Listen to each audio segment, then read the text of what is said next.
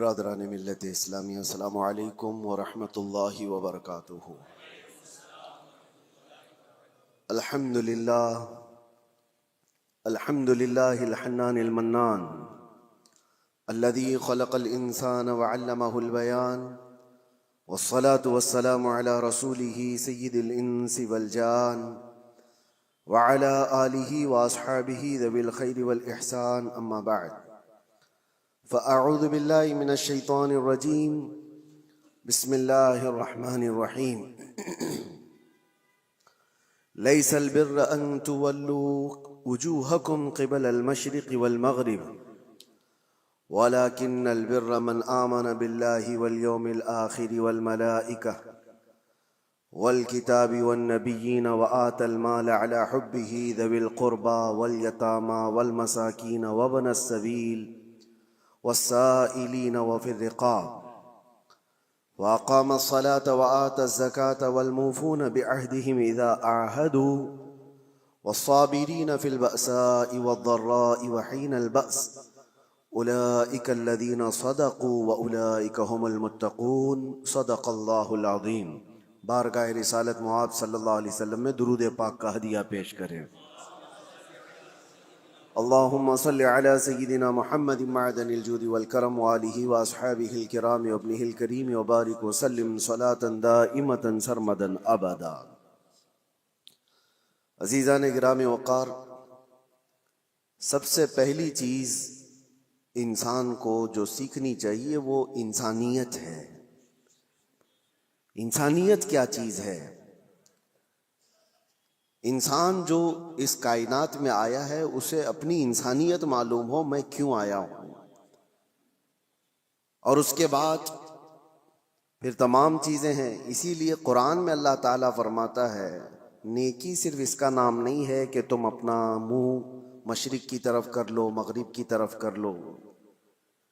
ابھی جو آیت میں نے آپ کے سامنے تلاوت کی ہے سورہ بقرہ کی، رب تعالیٰ فرماتا ہے نیکی صرف اس کا نام نہیں ہے کہ تم پورب کی طرف پچھم کی طرف اپنا چہرہ کر لو، بلکہ نیکی اصل یہ ہے کہ اللہ پر ایمان لاؤ، اس کے فرشتوں پر، اس کے نبیوں پر، اور اس کے بعد رب تعالیٰ فرماتا ہے اپنا مال اللہ کی محبت میں رشتہ داروں کو، مسکینوں کو، یتیموں کو، مسافروں کو دیا کرو، ان کے جذبات سمجھنا، یہ انسانیت ہے۔ انسانیت کہتے کسے ہیں؟ انسانیت کہتے ہیں اپنے اندر سے نکل کر کے دوسرے انسانوں کی فیلنگ کو سمجھنا، ورنہ تو پھر وہ سیلفش ہوتا ہے، مطلبی ہوتا ہے، صرف وہ اپنی سہولیات کے لیے دوڑ بھاگ کر رہا ہے تو اسے انسانیت پتہ ہی نہیں ہوتی۔ جیسا کہ آج چل رہا ہے، ہر کوئی جو دوڑ رہا ہے اس کا اپنا ایک ٹارگٹ ہے، اس کا اپنا ایک گول ہے۔ وہ چاہے بڑے سے بڑا نیتا ہو، وہ جہاں تک بھی پہنچ جائے وہ خاموش نہیں ہے، اس سے آگے دوڑ رہا ہے۔ لیکن اس کی دوڑ کے پیچھے ریزن اگر آپ تلاش کریں گے تو یہی ملتا ہے کہ وہ ایک کمفرٹ زندگی چاہتا ہے، ایک آرام دہ زندگی چاہتا ہے۔ اس کو ایک بڑا بنگلہ چاہیے یا اپنی اولاد کو سیٹ کرنا ہے، صرف اور صرف اپنے حد تک سوچ رہا ہے۔ وہ بندہ کہاں ہے جو دوڑ بھاگ کرتا ہے تو غریبوں کے لیے، مسکینوں کے لیے، یا پھر دوسرے انسانوں کے لیے جی رہا ہو؟ انسانیت اس کو کہتے ہیں۔ وہ بہت خال ہیں، آج بہت کم لوگ ہیں۔ میں نہیں کہتا کہ صفحہ ہستی سے مٹ گئے، بہت کم ہیں۔ انسانیت کے لیے سب سے پہلے اس روئے زمین پر میں آپ کو بتاتا ہوں، قانون کی شکل میں کوئی اگر یہاں انسانوں کے پاس کوئی چیز آئی، دستاویز آئی، تو سب سے پہلے اسلام نے لایا ہے۔ سب سے پہلے اللہ کے حبیب صلی اللہ تعالی علیہ وسلم نے صرف اور صرف نمازوں کی، زکوٰۃ کی، حج کی تبلیغ نہیں فرمائی۔ آپ اگر حضور پاک صلی اللہ تعالی علیہ وسلم کی تعلیمات کا حصہ دیکھیں تو اکثر حصہ یہ انسانیت کے متعلق ہے۔ اور سب سے پہلے آپ کو میں اگر یہ بتاؤں، حضور پاک صلی اللہ علیہ وسلم نے یہ فرمایا وہ شخص مومن ہی نہیں جس کے شر سے، جس کے فتنے سے اس کا پڑوسی محفوظ نہ ہو، وہ مومن نہیں ہے۔ دوسری حدیث ہے، اللہ کے حبیب صلی اللہ علیہ وسلم فرماتے ہیں کہ وہ شخص ایمان والا نہیں ہو سکتا کہ پیٹ بھر کر کھا کر سویا ہو اور اس کا پڑوسی بھوکا سو رہا ہو۔ ایک روایت میں ہے کہ جب تم اپنے گھر میں سالن بناؤ تو پانی تھوڑا سا زیادہ کر لو تاکہ تم اپنے پڑوسی کو بھی وہ پہنچا سکو۔ ضروری نہیں کہ پانی والا ہی پہنچائے، اگر تمہاری استطاعت نہیں ہے تھوڑا سا ہی بنتا ہے تو یہ ایک مثال دی گئی ہے۔ یہ ہیں دوسروں کے حقوق کے سلسلے میں اسلام کی تبلیغ۔ آپ کو میں بتاؤں یہ انسانیت ہے، اور جس سے آج دنیا فراموش کر چکی ہے۔ سب کے سب اکثر مطلبی لائف جینا چاہتے ہیں، سیلفش لائف، جس میں صرف اور صرف اس کا اپنا چاہیے۔ اور خاص طور پر یہ بڑے بڑے شہروں کی بات میں اگر کہوں، میٹروپولیٹن سٹیز جو ہیں، بڑے بڑے اپارٹمنٹ میں رہنے والے لوگ، حیرت ہوتی ہے اسی فلور پہ 25 سال سے لوگ رہ رہے ہیں، لیکن ان کو پتہ ہی نہیں ہے کہ پڑوس میں کون رہتا ہے۔ بلڈنگ میں جنازہ نکل رہا ہوتا ہے اور لوگوں کو پتہ ہی نہیں ہوتا کہ کون مرا آج۔ انسانیت ایسی نہیں تھی پہلے میاں۔ گاؤں کی آج بھی تہذیب ایسی ہے کہ گاؤں کے کسی بھی گھر میں چھوٹی سی بھی بات ہو تو پورے گاؤں والوں کو خبر ہو جاتی ہے اور سب اس کے گھر جمع ہو جاتے ہیں۔ یہ شہروں میں خاص طور پر زندگی انسانیت سے ہٹتی چلی جا رہی ہے۔ سیلفش لائف جینا چاہتا ہے انسان، میں بھلا میری لائف بھلا بس، بلکہ سارے رشتے ناتے سب ختم کر کے دنیا اس کو پوش لائف کہتی ہے۔ کچھ ایسی سوسائٹیز ہیں جہاں پر گیٹ بھی لگا دیے گئے کہ لوگ آنا جانا نہ رکھیں، کوئی آ نہ سکے ہمارے گھر، اور گھر ایسے بنائے جائیں کہ زیادہ طور پر گھر میں کوئی آ کر کے رہ نہ سکے۔ یہ ساری انسانیت سے گری ہوئی حرکات ہیں۔ آؤ مصطفیٰ کریم صلی اللہ تعالیٰ علیہ وسلم کے اس معاشرے میں، حضور کی بارگاہ میں ایک دن کوئی مہمان آیا۔ اللہ کے نبی صلی اللہ تعالیٰ علیہ وسلم نے فرمایا، کوئی ہے میرے صحابہ میں جو میرے اس مہمان کی مہمان نوازی کرے آج؟ کون نہیں کرتا؟ ایک صحابی حضرت طلحہ اٹھتے ہیں، کہتے ہیں یا رسول اللہ میں ان کو گھر لے جاتا ہوں۔ جبکہ گھر کی کیا سچویشن ہے انہیں خبر نہیں ہے۔ ہوتا ایسا ہی نا کہ گھر میں کھانا ہے بھی کہ نہیں ہے پتہ نہیں ہو تو کسی اور کو کیسے لے کے آئیں گے، لیکن اس صحابی نے کہا رسول اللہ کا مہمان ہے، لے کر چلیں گے۔ جب گھر لے کر کے آئے تو آج کی بیویاں نہیں تھی جو کوستی کہ آنے سے پہلے اطلاع تو کر دیتے، دودھ چائے کا انتظام تو کر لیتی۔ یہ جو آج کوستی ہیں نہ، وہ صحابیہ تھی، اپنے شوہر سے کہتی اتفاق ایسا ہے کہ آج ہمارے گھر میں صرف ایک آدمی کے کھانے کی بھر کی چیز موجود ہے، اور وہ لوگ پہلے سے 3 لوگ تھے، شوہر بیوی اور بیٹا، مہمان ایک آیا ہے۔ تو حضرت طلحہ گھبرائے اور کہا صرف ایک آدمی کھا سکتا ہے اور ہم 4 لوگ ہیں، کیا کیا جائے؟ رسول اللہ کا مہمان ہے۔ وہ صورت نہیں ہے کہ یہیں سے باہر سے مصافحہ کر کے بھیج دیا جائے۔ صحابیہ خود کہتی ہیں، زوجہ صحابی کی کہتی ہیں آپ گھبرائیں مت، بچے کو میں تھپک کر کے سلا دوں گی کسی طرح، رات کو وہ سو جائے گا، اور جب آپ دسترخوان پر بیٹھیں میں کھانا لا کر کے پیش کر دوں گی اور چراغ گل کر دینا۔ دیکھیے آپ، چراغ جو روشنی دے رہا ہے اس کو گل کر دینا۔ اور وہ صحابی کہتے ہیں ہاں ٹھیک ہے، میں صرف اور صرف چبانے کی آواز کرتا رہوں گا اور مہمان رسول پیٹ بھر کر کھا لے گا۔ یہ گھر کی مزاج میں آپ کو بتا رہا ہوں۔ کھانا رکھا گیا اور جیسی کھانا آیا چراغ گل ہو گیا، اور مہمان کو کہا گیا کہ آپ کھاتے رہو، چراغ جلنے تک وقت لگ جائے گا۔ اور یہ صحابی صرف اور صرف اپنا منہ چلاتے رہے تاکہ مہمان کو لگے کہ میں بھی کھا رہا ہوں۔ ایک لقمہ بھی نہیں کھایا، بلکہ پورا اس مہمان کو کھانے دیا۔ جب پیٹ بھر کر وہ کھا لیے تو تینوں گھر کے افراد بھوکے سوئے رہے، اور اللہ کے نبی کا یہ مہمان جو ان کے گھر کا بھی مہمان تھا پیٹ بھر کر کھایا اور سویا۔ صبح فجر میں یہ صحابی اٹھ کر کے حضور پاک صلی اللہ تعالیٰ علیہ وسلم کے دربار میں حاضر ہیں، مسجد میں آئے ہیں۔ اس سے پہلے کہ وہ آتے میرے آقا مسکرا کر استقبال کے لیے کھڑے ہیں اور فرماتے ہیں طلحہ تم نے کیا مہمان نوازی کی کہ اللہ تعالیٰ سلام بھیج رہا ہے؟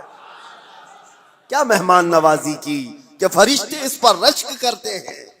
عزیزان گرامی وقار، یہ انسانیت تھی جو رسول اللہ صلی اللہ تعالی علیہ وسلم نے معاشرے میں صرف اور صرف پھیلائے نہیں، پلایا تھا۔ جنگ موتا کا وہ واقعہ اکثر بیان بھی ہوتا ہے کہ ایک جنگ ایسی بھی آئی کہ جس میں ایک صحابی وہ کہتے ہیں میں زخمیوں کو پانی پلاتا تھا، جو زخم کھا کر کے گر جائے اس کو میں اپنے مشکیزے سے پانی پلاتا۔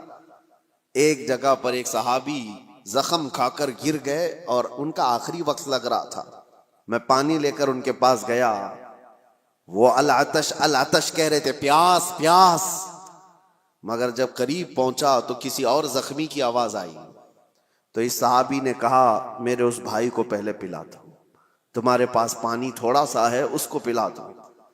یہ صحابی کہتے ہیں میں دوسرے کے پاس گیا تو ایک تیسرے کی آواز آئی، دوسرے نے بھی کہا کہ جاؤ مجھ سے پہلے اس کو پلاتا ہوں۔ تیسرے کے پاس گیا تو وہاں جاتے وقت یہ صحابی کہتے ہیں ان کا انتقال ہو گیا، وہ پی نہ پائے۔ میں پلٹ کر کے آیا کہ ان دونوں کو پلا دوں، تو واپس آ کر دیکھا تو ان دونوں کی بھی جان جا چکی تھی، ایک دوسرے کے لیے انہوں نے پانی تک نہیں پیا۔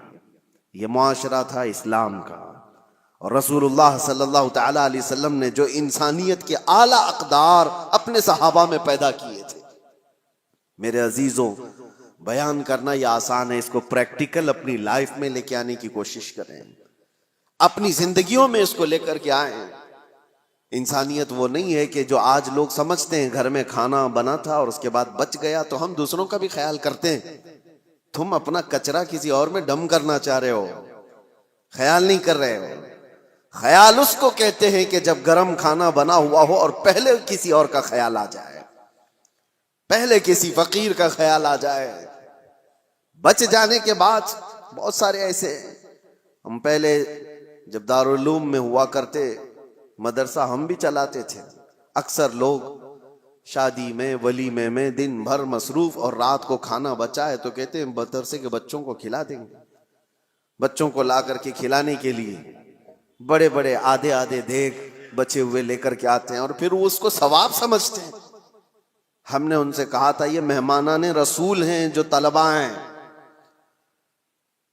جو رسول اللہ صلی اللہ تعالی علیہ وسلم کے مہمان کہلاتے ہیں، دین کا علم حاصل کرنے والے یہ طالب علم، اور تم ان کو اپنے گھر کا بچا ہوا کچرا لا کر ڈم کرنا چاہتے ہو۔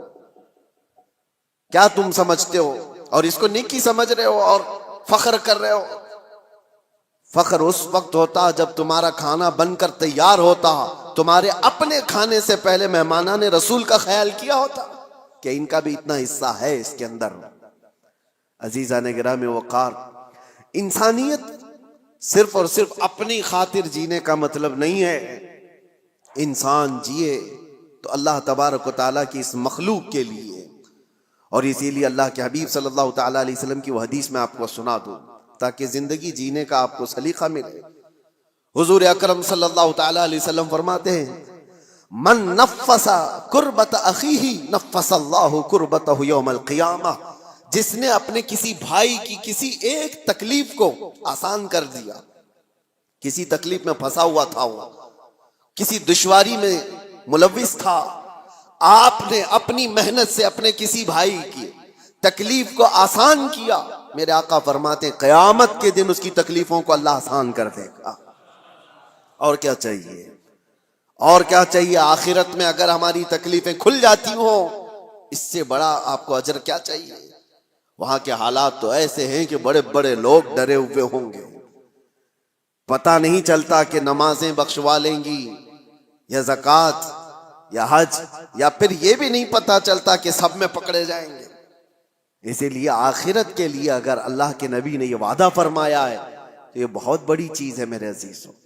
راستے سے تکلیف دہ چیز کو ہٹانا، حضور فرماتے ہیں اماطۃ الاذی عن الطریق صدقۃ، راستے سے تکلیف دینے والی کسی چیز کو اٹھا دینا ایک صدقے کا ثواب ہے، ایک صدقے کا ثواب ہے۔ میں نے پڑھا تھا، ایک بزرگ تھے، آپ کو حیرت ہوگی سن کر کے، پہاڑ کے اوپر انہوں نے 60 سال زندگی گزاری. 60 سال کس کام کے لیے جانتے ہیں آپ سوچتے ہوں گے گوشہ نشین اکثر جو بڑے بزرگان دین کا سنتے ہیں ہم کہ وہ عبادت کے لیے مخلوق سے دور چلے جاتے ہیں. نہیں، اس بزرگ کی حیرت کی بات ہے، وہ 60 سال تک پہاڑ کے اوپر ایک راستے پر زندگی گزارتے رہے. کس لیے؟ ان سے کسی نے پوچھا تھا پہاڑوں پر جو راستہ ہو کر گزرتا ہے، گھوڑے دوڑتے ہوئے آتے تھے، تو اکثر آپ نے دیکھا ہوگا آج بھی جو پہاڑوں کے راستے ہوتے ہیں، گھاٹی کے راستے جن کو کہتے ہیں، بہت اس کے اندر ٹرن ہوتے ہیں، وہ سیدھے راستے ہوتے نہیں ہیں، بہت زیادہ اس کے اندر پیچ ہوتے ہیں. وہ بزرگ ایک ایسی جگہ پر اپنی جھوپڑی لگائے ہوئے تھے جس کے پیچھے پوری کھائی تھی اور سامنے سے راستہ تھا، اور وہ ایک ڈینجر جگہ تھی. وہ کہتے ہیں کہ وہ صرف انہوں نے 60 سال وہاں پر اس لیے گزارے کہ آنے والا جو بھی مسافر آتا اس کو سامنے کی کھائی دکھتی نہیں، اور کئی مرتبہ گھوڑے چھلانگ لگا کر ادھر چلے جاتے تھے، وہ کھائی کی طرف چلے جاتے تھے. اس کھائی کے پاس جیسے آج ڈیوائیڈر ہوتا ہے، آج تو بہت کچھ سیفٹی کے لیے چیزیں بنا دی گئی ہیں، یا کھمبا رکھ دیا گیا ہے نشانی کے طور پر کہ یہاں سے ٹرن ہے. اس وقت اس بزرگ نے 60 سال صرف اس لیے گزارے کہ آنے والے مسافروں کو ہم راستہ ٹرن کر دیں، اشارے سے وہ بتا دیتے کہ یہاں پر راستہ ختم ہے، تم یہاں سے موڑ لو. صرف اس کام کے لیے انہوں نے 60 سال گزارے. حیرت ہوتی ہے. کچھ وہ لوگ ہیں جنہوں نے اپنی زندگیاں اللہ تبارک و تعالیٰ کی اس مخلوق کے لیے وقف کی، صرف اپنے لیے نہیں جی. اور انسانیت اسی کا نام ہے. اور ایک حدیث پاک مسلم شریف کی میں آپ کو سنا دوں، بلکہ یہ صحیح حدیث کئی صحاح میں موجود ہے، بخاری مسلم. اللہ کے نبی صلی اللہ تعالی علیہ وسلم ارشاد فرماتے ہیں المسلم من سلم المسلمون من لسانہ ویدہ. مسلمان تو وہ ہے جس کی زبان سے اور جس کے ہاتھ سے دوسرے لوگ محفوظ رہیں. وہی مسلمان ہے جس کی زبان سے اور جس کے ہاتھ سے دوسرے مسلمان محفوظ رہیں. اور جو دوسروں کی ٹانگ کھینچنے میں اپنی زندگی گزار دیتا ہو تو اسے اپنے آپ کا احتساب کرنا چاہیے، وہ مسلمان ہے یا نہیں. لوگوں نے آپ آج کیا سمجھ لیا ہے دین کو. دین کا مطلب داڑھی رکھ لینا اور ٹوپی پہننا اور جبہ پہننا، مسجدوں میں نظر آنا. میں آپ کو بتاتا ہوں دین کے اگر 2 حصے کیے جائیں نا، عبادات اور معاملات. عبادات نماز ہے، روزہ ہے، حج ہے، زکوٰۃ ہے، تسبیح و تحلیل، خیرات، یہ ساری چیزیں عبادات میں آ گئی. عبادات کا کتنا % دین میں ہے؟ اور معاملات میں کیا کیا آ گیا؟ معاملات میں سارے حقوق، ماں باپ کے حقوق، بھائیوں کے حقوق، بہنوں کے حقوق، اولاد کے رائٹس، پڑوسیوں کے رائٹس، استاد شاگرد کے، مالک آقا کے، غلام آقا کے، یہ سارے حقوق، بیوی کے حقوق، شوہر کے حقوق، طلاق، عدت، نکاح، خرید و فروخت، بازاروں کے حقوق، یہ سب چیزیں معاملات میں آ گئے. ایک حصہ ہے دین کا عبادات اور ایک حصہ ہے معاملات. معاملات اور عبادات دین میں کتنے % ہیں آپ کو پتا ہے؟ عبادات کل ملا کر کے 25% ہے اور معاملات 75% دین میں. معاملات 75% ہے اور عبادات 25% ہے. اور آج لوگ کیا سمجھتے ہیں؟ جو عبادات میں بہت نظر آتا ہے ارے وہ دیندار آدمی ہے، نمازوں میں، اس کی داڑھی میں، اس کی ٹوپی میں نظر آتا ہے تو وہ دیندار ہے. میاں وہ تو صرف 25% کا دیندار ہے. اصل دیندار وہ ہے جو معاملات میں اچھا ہے، معاملات میں پکا ہے. یہاں نمازیں بھی پڑھتا ہے اور لوگوں کو دھوکے بھی دیتا ہے. کچھ لوگوں نے داڑھی صرف اس لیے رکھی کہ لوگوں کو ٹوپی پہنائے، لوگوں کو دھوکہ دے. یہ انسانیت نہیں ہے میرے عزیزوں، وہ غدار ہے. اور لوگ جو یہ سمجھتے ہیں کہ لوگ داڑھی والے دھوکہ دیتے ہیں، ایسا نہیں ہے. داڑھی والے نہیں دھوکہ دیتے، دھوکہ دینے والا داڑھی رکھ لیتا ہے. داڑھی والے چور نہیں ہوتے بلکہ چور داڑھی رکھ لیتا ہے. تاکہ وہ اپنی چوری کو آسانی سے نبھا سکے. اس بات کو، فرق کو آپ سمجھا کریں. اور جس نے اس چیز کو استعمال کیا وہ دنیا میں بھی خائب و خاسر ہے، آخرت میں بھی بہت ذلیل و رسوا ہوگا. معاملات میں آپ پکے ہو جائیں. جس کے ساتھ جو بات ہوئی ہے اس کو مکمل رکھیں، باتوں میں ہیرا پھیری نہ ہو. جھوٹ بولنا اور دھوکہ دینا، آج جیسے کہ لوگ معاملات میں شک کرنے لگ گئے کہ مسلمانوں کے ساتھ ڈیل کرنا مشکل ہے، کہ پتہ نہیں ہے کب بھاگ جائے، کب دھوکہ دے دے. نہیں میرے عزیزو، اللہ کے نبی صلی اللہ تعالی علیہ وسلم نے وہ معاشرہ بنایا تھا جہاں لوگ فخر کرتے تھے مسلمانوں کے ساتھ تجارت کرنے میں، اس لیے کہ دھوکہ اسلام میں جائز نہیں. اور ایک بات میں آپ کو بتا دوں، لوگوں نے یہ محسوس کر لیا ہے کہ صرف مسلمان کو دھوکہ نہیں دینا چاہیے، غیر مسلم کو دے سکتے ہیں.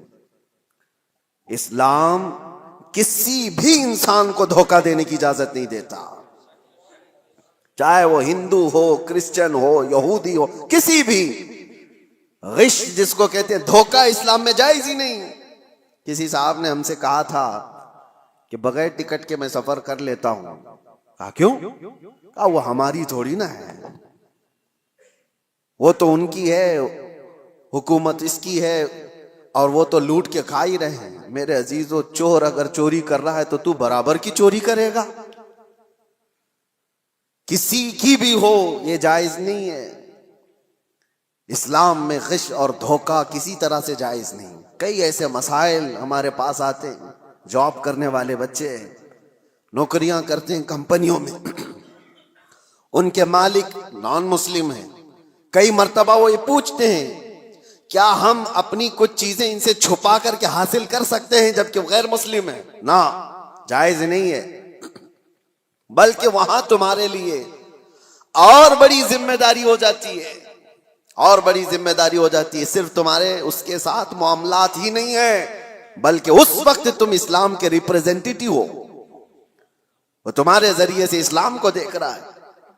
انگلینڈ میں ایک مسئلہ ایسا پیش آیا تھا، بس کا ایک کنڈکٹر ٹکٹ دیتے دیتے اٹھنی، جس کو وہاں پر پینی کہا جائے، ہاف پاؤنڈ، ہمارے یہاں کی اٹھنی جس طرح سے ہو، 1 روپے کے 2 حصے، ہاف پاؤنڈ ایک بندے کو زیادہ دے دیا اس نے ٹکٹ میں، ٹکٹ کے بچت میں واپس. اور اس کے بعد ہو سکتا ہے غلطی سے اس طرح پیسے آ جاتے ہیں. وہ مسلمان تھا، اس نے رکھ لیا، اور اس کو پتا بھی ہے کہ میرے پاس ہاف پاؤنڈ زیادہ آیا ہے. وہ رکھ لیا. سفر تقریباً 1 گھنٹے کا تھا. کئی مرتبہ وہ بندہ سوچتا بھی رہا کہ ہاف پاؤنڈ واپس کر دوں. پھر اس نے دل میں یہ سوچا، ہاف پاؤنڈ سے اس کا ہونے والا کیا ہے؟ یہ تو اچھی سیلری والا ہے، ہاف پاؤنڈ سے اس کا کیا بھلا ہونے والا ہے؟ میرے پاس رہ گیا تو کون سی بڑی بات، رکھا رہا. لیکن میرے عزیزو، ایک بات میں آپ کو یہ بھی بتاتا ہوں، بزرگوں نے فرمایا جس کو حلال کھانے کی عادت ہو، اگر غلطی سے کہیں حرام لقمہ اس کے پاس آ جاتا ہے تو غیب سے اللہ تعالیٰ اس کی حفاظت کا انتظام کرتا ہے. ہاں، یہ بات یاد رکھنا.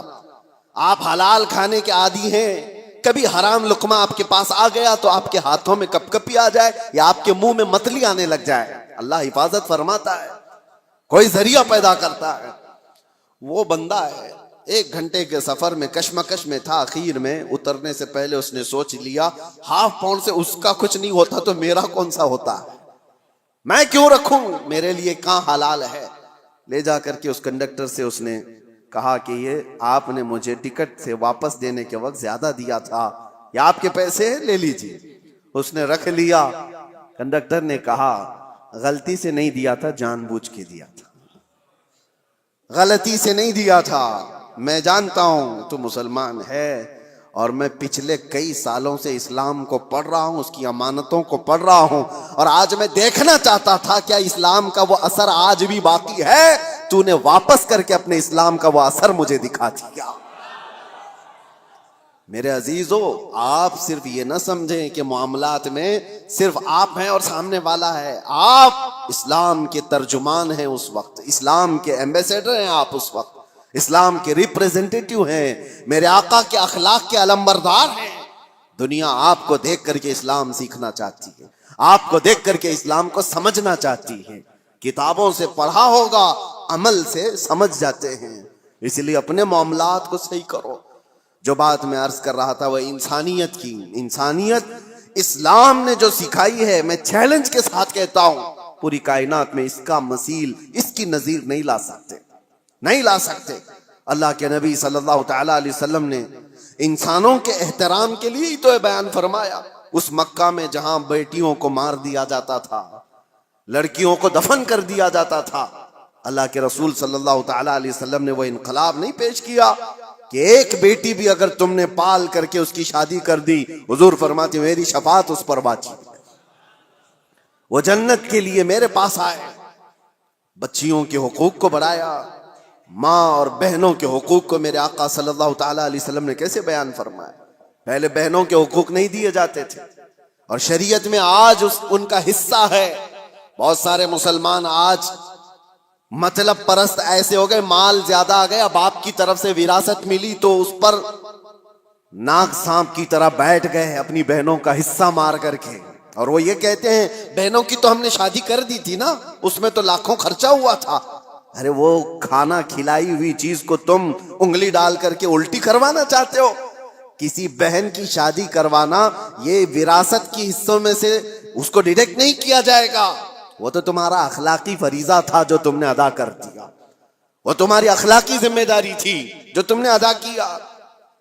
بہنوں کا حصہ ماں باپ کی وراثت میں سے جتنا قرآن نے بتایا ہے اتنا دو، ورنہ قیامت کے دن ایک بالشت زمین کے بدلے 7 زمین و آسمان کا توق بنا کر اس کے گلے میں ڈالا جائے گا، وہ اٹھا نہیں پائے گا، اور بہت بڑے عذاب میں مبتلا ہوگا آخرت میں، بہت بڑے عذاب میں۔ تم کتنے دن کے لیے حاصل کر رہے ہو بہنوں کے حقوق مار کر کے؟ لوگ یہ سوچتے ہیں، اور ویسے ہی باپ جب مرا ہوتا ہے تمہاری بھی عمر 40 کے آس پاس ہو رہی ہوتی ہے اکثر۔ بچے کتنے تمہاری زندگی کے؟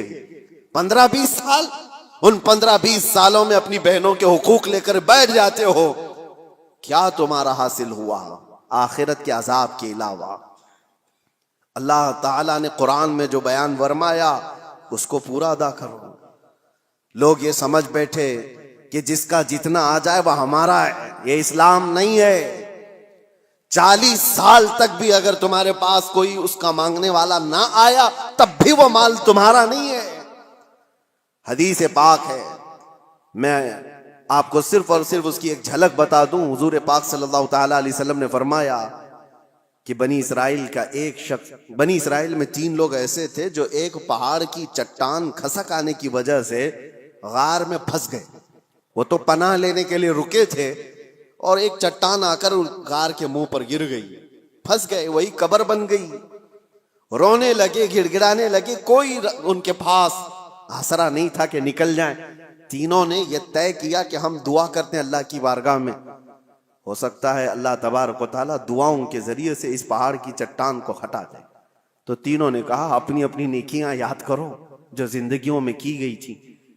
یہ صحیح حدیث ہے، میں آپ کو بتا رہا ہوں کون سی چیزیں اللہ کی بارگاہ میں مقبول ہیں۔ اس میں سے ایک بندہ اللہ کی بارگاہ میں سجدہ ریز ہوا، اس نے کہا اے اللہ تو جانتا ہے میں اس وقت تک گھر میں کھانا نہیں کھاتا تھا جب تک اپنی ماں کو نہیں کھلا دیتا تھا۔ اس کی بوڑھی ماں تھی، ایک رات وہ آیا اور بچے بھوکے تھے، اس وقت بچے باپ سے لپٹ گئے کھانے کے لیے۔ وہ بندہ کہتا ہے اس وقت بھی جب شدت سے مجھے بھوک لگی تھی میرے بچوں کو، سب سے پہلے میں اپنی بوڑھی ماں کو چبا کر کے کھلایا، پھر بچوں کو کھلایا۔ اے رحمان اگر تجھے یہ ادا پسند آئی ہو میری زندگی کی تو اس پہاڑ کی چٹان کو ہٹا دے۔ پہاڑ کی چٹان تھوڑی کھسک گئی، لیکن اتنی نہیں کہ وہ لوگ نکل سکتے۔ دوسرے نے سجدہ کیا اور اللہ کی بارگاہ میں دعا کیا، اے رب العالمین تو بہتر جانتا ہے میں اپنے چچا کی بیٹی کا عاشق تھا اور ہمارے درمیان محبت چلتی تھی۔ ایک دن ایسا آیا کہ سارے لوگ چلے گئے اور ہم دونوں تنہا تھے۔ ایک عاشق اور معشوقہ دونوں کسی جگہ تنہا ہو جائیں تو شیطان تیسرا آ ہی جاتا ہے۔ دونوں کہتے ہم گناہ کا پورا ارادہ کر لیے تھے، کوئی نہیں تھا، مگر میرے اس چچیری بہن نے مجھ سے کہا کہ ڈرو اللہ دیکھ رہا ہے، ہم تنہا نہیں ہیں، اور اس دن سے آج تک اے رب العالمین میں نے اپنے جسم کو گناہ کے دھبے لگنے سے بچا رکھا ہے. موقع تھا گناہ کا مگر تیرے خوف سے میں نے گناہ نہیں کیا. اس نیکی کو اس نے وسیلہ بنایا تو چٹان کھسک گئی. تیسرا جو بندہ تھا جو مجھے بیان کرنا ہے آپ کے سامنے, جو میرے ٹاپک ہے, جو ہمارا آج کا عنوان ہے, تیسرا بندہ وہ کہتا ہے کہ اے رب العالمین تو جانتا ہے کہ میں مزدوروں کو اپنے ہاں کام کے لیے رکھتا تھا, کام کراتا تھا, زمینوں کا مالک تھا. ایک مزدور ایسا بھی آیا میری زندگی میں کہ اس کی ماہانہ تنخواہ دی جانی تھی لیکن اس سے پہلے وہ غائب ہو گیا. توجہ, یہ بندہ کہتا ہے اللہ میں اس کی مزدوری کو, اس کی تنخواہ کو رکھ لیا, چاہتا تو کھا لیتا جیسے سارے سیٹ کھا بیٹھتے. جتنے بھی مزدوروں کی تنخواہ ہیں کاٹ لی جاتی ہے چھوٹی چھوٹی باتوں پر, اور جبکہ ان کو پتہ نہیں ہے. مسلمان اگر ہو تو توجہ, میرے آقا صلی اللہ علیہ وسلم کا فرمان ہے مزدور کا پسینہ سوکھنے سے پہلے اس کی مزدوری ادا کر دو. اللہ کو یہ پسند ہے. اب یہ بندہ کہتا ہے کہ وہ مزدور تنخواہ لیے بغیر چلا گیا, میں نے اس کی مزدوری کو لے کر ایک بکری خرید لی اور بکری کو پالا. رب تبارک و تعالیٰ کی بارگاہ میں وہ کہہ رہا ہے بکری کو پالا, بکری نے بچے دیے اور پھر اس میں برکت اتنی ہوتی گئی, سالوں بیت گئے, بکریوں سے بکریاں, بکریوں سے بکریاں اتنی بڑھ گئی کہ وہ ریوڑ ہو گیا, بلکہ ایک میدان میں بھی وہ بھر نہیں پاتی تھیں. مجھے شہر سے باہر جانا پڑا, شہر سے باہر بہت بڑا میدان ان بکریوں کے لیے. ایک بکری سے اتنی بکریاں ہو گئی. اور یہ بھی بات بتا دوں, میرے آقا نے فرمایا بکری میں برکت ہے, سارے جانوروں میں بکری میں اللہ نے برکت رکھی ہے. اور اتنی زیادہ بکریاں ہو گئی لیکن اس میں سے ایک بکری بھی نہ اس نے بیچا, نہ کھایا, نہ استعمال کیا. کئی سالوں کے بعد وہ مزدور واپس آ جاتا ہے اور آ کر کے اس نے اپنے آقا سے کہا کہ آپ کو پتہ ہے میں آپ کے یہاں مزدوری کیا کرتا تھا, کام کرتا تھا, اور ایک آخری وقت ایسا آیا تھا کہ میں اپنی مزدوری لیے بغیر چلا گیا تھا. اگر ہو سکے تو آج میری بڑی مجبوری ہے, میں بہت بے بس ہوں, میری وہ مزدوری اگر آپ کے پاس رکھی ہو تو مجھے دے دیجیے. یہ بندہ کہتا ہے میں اس مزدور کا ہاتھ پکڑا اور لے جا کر کہا یہ ساری بکریاں تیری مزدوری کی ہیں, یہ تیری تنخواہ ہے. اس نے کہا سیٹھ صاحب کیا مذاق کر رہے ہو میرے ساتھ, میری تنخواہ اتنی نہیں ہے کہ ایک بکری بھی آ سکے آج کے زمانے میں, اتنی ساری بکریاں. وہ کہتا ہے جس وقت تو اپنی تنخواہ چھوڑ گیا تھا میں اس وقت تیری رقم سے ایک بکری خریدا اور اللہ نے اس میں اتنی برکت عطا کی.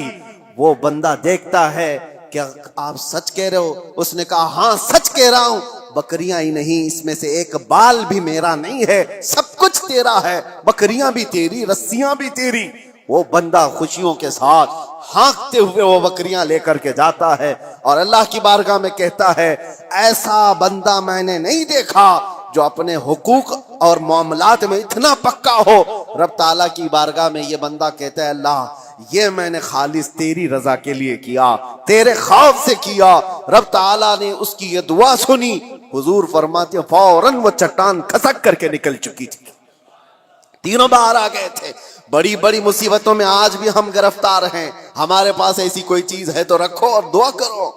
ہم نے کسی انسان کے ساتھ اگر اس کی مصیبتوں میں ایسا سلوک کیا ہے تو وہ بھی اللہ کی بارگاہ میں آج رکھو, دیکھیں مصیبتیں کیوں نہیں دور ہوتی. ہم نے تو ایسی چیزیں کہاں رکھی ہیں.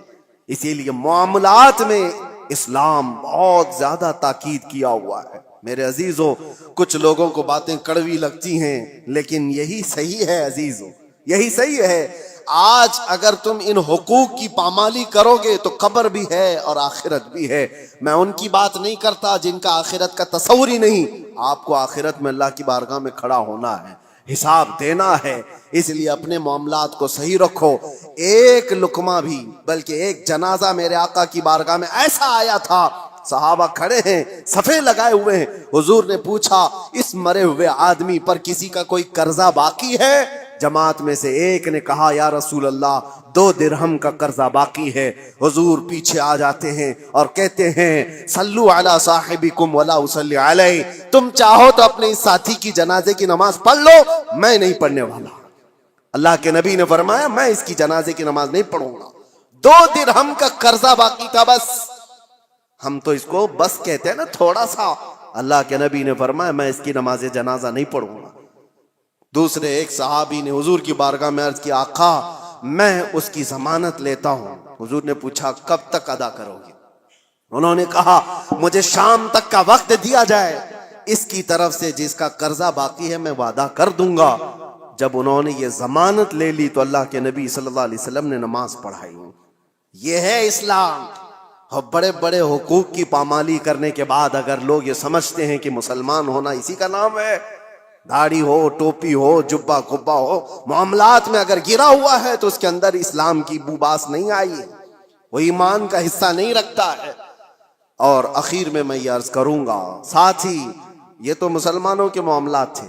آپ کو میں بتاؤں انسانیت کے لیے, حقوق کے لیے سب سے پہلے ابھی آج کی اس دنیا میں جو ایک لائے عمل تیار کیا گیا اور ایک دستور آیا آسٹریا کے ویانا شہر میں 1993 میں پہلی یہ کانفرنس کے اندر اقوام متحدہ جس کو UN کہا جاتا ہے, جو یونائٹڈ نیشن, تقریباً 170 کنٹریز مل کر کے یہ حقوق بنائی کہ انسانوں پر کیا کیا حقوق ہو سکتے ہیں, کوئی ایک دوسرے کے حق تلفی نہ کرے, جنگوں کے حقوق. یہ ساری چیزیں کب بنی ہیں؟ یہ آپ فیڈریشن ہے, اس کا نام ہے ویانا فیڈریشن. اس نام سے یہ پوری دنیا میں عام کیا گیا. 1993 کی بات کر رہا ہوں, آج سے تقریباً صرف اور صرف 32 سال پہلے. سمجھ رہے ہیں آپ, 32 سے 33 سال پہلے پوری دنیا میں انسانوں کے حقوق کے لیے ایک لائحہ عمل بنایا گیا, ایک دستور بنایا گیا. مجھے حیرت ہوتی ہے پڑھ کر, اس نئی دنیا میں صرف 32-33 سال پہلے تم انسانوں کے حقوق لائے ہو. ذرا تاریخ پڑھے ہوتے آج سے 1400 سال پہلے اس سے زیادہ حقوق محمد الرسول اللہ نے بیان فرمایا. میرے آقا صلی اللہ علیہ وسلم صرف بیان نہیں کیا, حدیثوں میں اس کو محفوظ کرایا ہے, اور پورے دستاویزات آج محفوظ ہیں ہمارے پاس, پورے محفوظ ہیں. آپ اگر جا کر دیکھیں فقہ کی کتابوں میں, فقہ جو مسئلے مسائل وضو کے, نماز کے, آپ کے روزے کے, جتنے بھی مسائل ان کو فقہ کہا جاتا ہے. ہماری فقہ میں اگر آپ کو میں بتاؤں 2 بڑی کتابیں آپ کو ملتی ہیں. ہدایہ ہمارے فقہ حنفی کی کتابیں جو ہم نے پڑھی, بہت بڑی بڑی ضخیم کتابیں. ایک کتاب کے اندر وضو سے لے کر کے نماز, روزہ, حج, زکوٰۃ سارے مسائل آ گئے. اور دوسری ایک پوری جلد ہے جس میں صرف اور صرف خرید و فروخت کے مسئلے ہیں, صرف اور صرف معاملات, سب جو میں نے ابھی بیان کیا آپ کو میں بتا رہا ہوں اسی لیے کہ اتنے محفوظ دستاویزات حقوق کے لیے کسی کے یہاں نہیں ہیں. آج قوانین بنے ہیں کہ ایک مال دوسرے سے خریدو تو اس کے کیا کیا حقوق ہیں, جبکہ 1400 سال پہلے میرے آقا صلی اللہ علیہ وسلم نے حقوق کیسے بیان کیے کہ اگر تم نے کسی جگہ پر جا کر کے مال خریدا تو اس کے کتنے حق ہیں, کہ تمہیں کتنے میں لینا ہے, کہ اس کو کتنے میں دینا ہے. یہ بھی ربح فاسد نہیں ہوگا, غلہ جمع کر کے نہیں رکھے گا کہ جب لوگوں کے پاس مال کی قلت آئے تو نکالے گا. یہ سارے حقوق کے سلسلے میں اسلام پہلے سے بیان کیا ہوا ہے. یہاں تک کہ ایک مشہور آپ کو بات بتا دوں, مشہور منگنی کے سلسلے میں آپ لوگ سوچتے ہوں گے یہ منگنی کیا ہوتی ہے, شادی سے پہلے ایک انگیجمنٹ کا جو رسم ہے, اسلام میں اس کا کیا کانسیپٹ ہے, کیا تصور ہے, منگنی کیوں کرتے ہیں؟ اسلام میں ایک مسئلہ ہے, توجہ. کوئی مال میں خریدنے کے لیے گیا, مثال کے طور پر ایک قالین مجھے خریدنی تھی, میں نے صاحب مال سے یعنی دکان والے سے اس کی قیمت لگائی, اس نے کہا یہ 1000 روپے کی. ابھی ہماری بات چیت چل رہی ہے, دوسرے صحابہ آئے اور انہوں نے اس کی بولی لگا دی. حضور فرماتے ہیں یہ جائز نہیں جب تک کہ تمہارا پہلا بھائی بات مکمل نہ کر لے. اپنے بھائی کی بے پر بے جائز نہیں. سمجھ میں آ رہی ہے آپ کو بات؟ مسئلہ ہے یہ شریعت کا. میں اگر خرید رہا ہوں تو دوسرا اس میں گھس کر کے نہ خریدی کی بات نہ کرے جب تک میری ڈیل مکمل نہیں ہو جاتی. یا تو میں چھوڑ دوں یا تو میں لے لوں، نکل جاؤں، اس کے بعد دوسرے کا حق ہے. یہ اسلام کا مسئلہ ہے. یہی کانسیپٹ ہے منگنی کا. منگنی کیوں کی جاتی ہے؟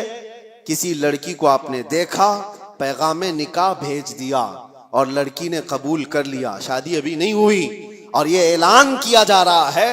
اللہ کے نبی صلی اللہ علیہ وسلم نے فرمایا تمہارے بھائی نے کسی لڑکی کو نکاح کا پیغام بھیج دیا ہے تو اپنے بھائی کے پیغام پر پھر کوئی دوسرا آدمی پیغام بھیج نہیں سکتا، حرام ہے اس کے لیے.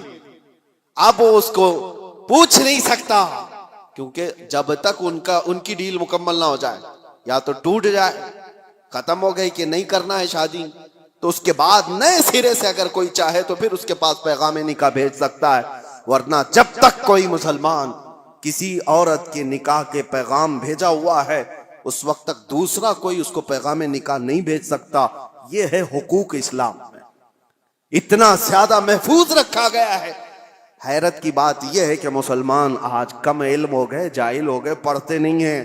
ورنہ تمہارے دین میں اللہ تعالیٰ نے کوئی کمی نہیں رکھی، کوئی ایک ادنا سا شائبہ بھی نہیں ہے. یہ وہ دین ہے جس کی شروعات ہوتی ہے الف لام میم ذالک الکتاب لا ریب فیہ. یہ وہ عظمت والی کتاب ہے جس میں شک کی گنجائش ہی نہیں. آؤ میرے عزیزو، مصطفیٰ کریم صلی اللہ تعالیٰ علیہ وسلم کے قدموں میں اس دین سے بہتر دستور تمہیں کائنات میں کہیں نہیں ملے گا، اس سے بہتر زندگی تمہیں کہیں نہیں ملے گی.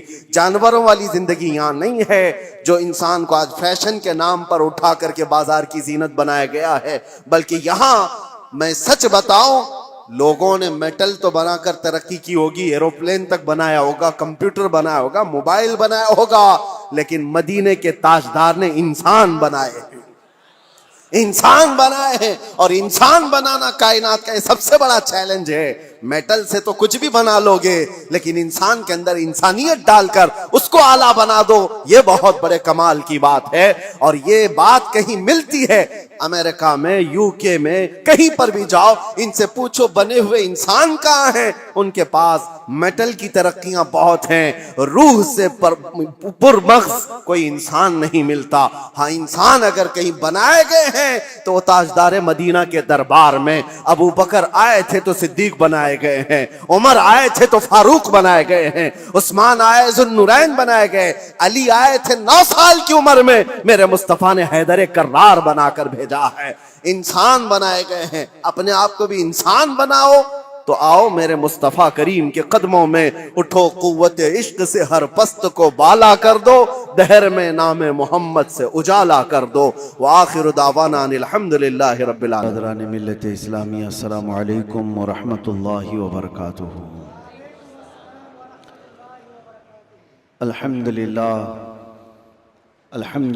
الحنان المنان الذي خلق الإنسان وعلمه البيان، والصلاة والسلام على رسوله سيد الإنس والجان وعلى آله وأصحابه ذوي الخير والإحسان. أما بعد، فأعوذ بالله من الشيطان الرجيم. بسم الله الرحمن الرحيم. يسألونك عن الروح قل الروح من أمر ربي. صدق الله مولانا العظيم. بارگاہ رسالت مآب صلی اللہ تعالی علیہ وسلم میں درود پاک کا ہدیہ پیش کریں.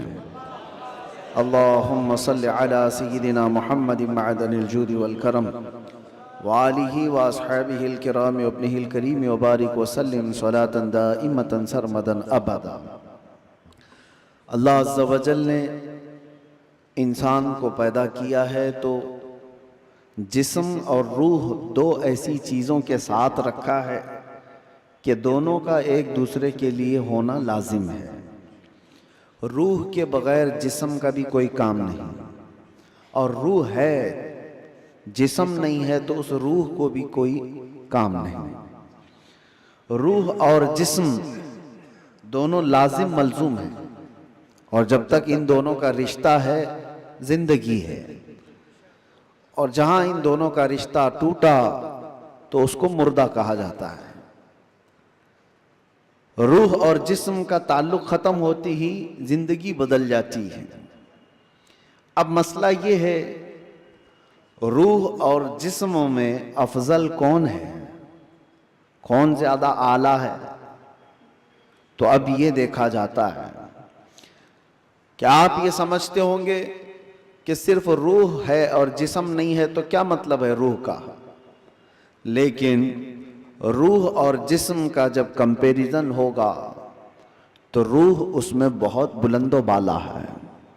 اس کی وجہ یہ ہے کہ روح کے نکل جانے کے بعد جسم زیادہ دیر تک نہیں سلامت رہ سکتا۔ چند گھنٹے، چند دنوں کے بعد اس کے اندر سڑن پیدا ہوگی اور یہ سڑ گل جائے گا۔ روح کے نکلنے کے بعد جسموں کی کوئی اوقات نہیں رہ جاتی، جسم سب مٹی میں مل جاتے ہیں، گل جاتے ہیں۔ نبیوں کے اور شہیدوں کے جسموں کو چھوڑ کر بات کر رہا ہوں عام طور پر۔ لیکن روح کیا چیز ہے؟ اللہ تبارک و تعالیٰ فرماتا ہے قرآن پاک میں، اے محبوب آپ سے یہ روح کے بارے میں پوچھتے ہیں یہ کیا ہے؟ آپ فرما دیں روح اللہ کے حکم کا نام ہے۔ روح اللہ کا حکم ہے۔ تو روح جس کے اندر موجود ہے اس کے ساری چیزیں ایکٹیو ہیں، سب چیزیں حرکت کر رہی ہیں، حتیٰ کہ آپ سننے کی جو طاقت رکھتے ہیں اس لیے کہ روح آپ کے جسم کے اندر ہے، اور میں بول رہا ہوں یہ طاقت ہے اس لیے کہ روح ابھی موجود ہے۔ ہاتھ اٹھ رہا ہے، پیر چل رہے ہیں، زبان مزہ چکھ رہی ہے، آنکھیں جھپک رہی ہیں، یہ ساری حرکتیں روح کے ہونے کی وجہ سے ہیں۔ روح کا تعلق ختم ہو جائے تو جسم یہ سارے حرکتیں نہیں کر سکتا۔ اب میں آپ کو بتا رہا ہوں تھوڑی سی چیزیں آپ توجہ لے لیں۔ روح جب ہمارے جسم کے اندر ہے تو ہم کیا کیا کر سکتے ہیں، اور روح نکل جانے کے بعد کیا نہیں کر سکتے، یہ دماغ میں رکھیے آپ۔ ایک مردہ نہ ہاتھ اٹھا سکتا ہے، نہ پیر اٹھا سکتا ہے، نہ آنکھ کھول سکتا ہے، نہ زبان سے چکھ سکتا ہے، کچھ نہیں کر سکتا۔ لیکن روح ہونے کے وقت آپ بھی اور ہم بھی کیا کیا کر سکتے ہیں؟ ہم اپنا ہاتھ بھی اٹھا سکتے ہیں، پیر سے جہاں تک چاہے چل سکتے ہیں، بول سکتے ہیں، سن سکتے ہیں، دیکھ سکتے ہیں، سب ہے۔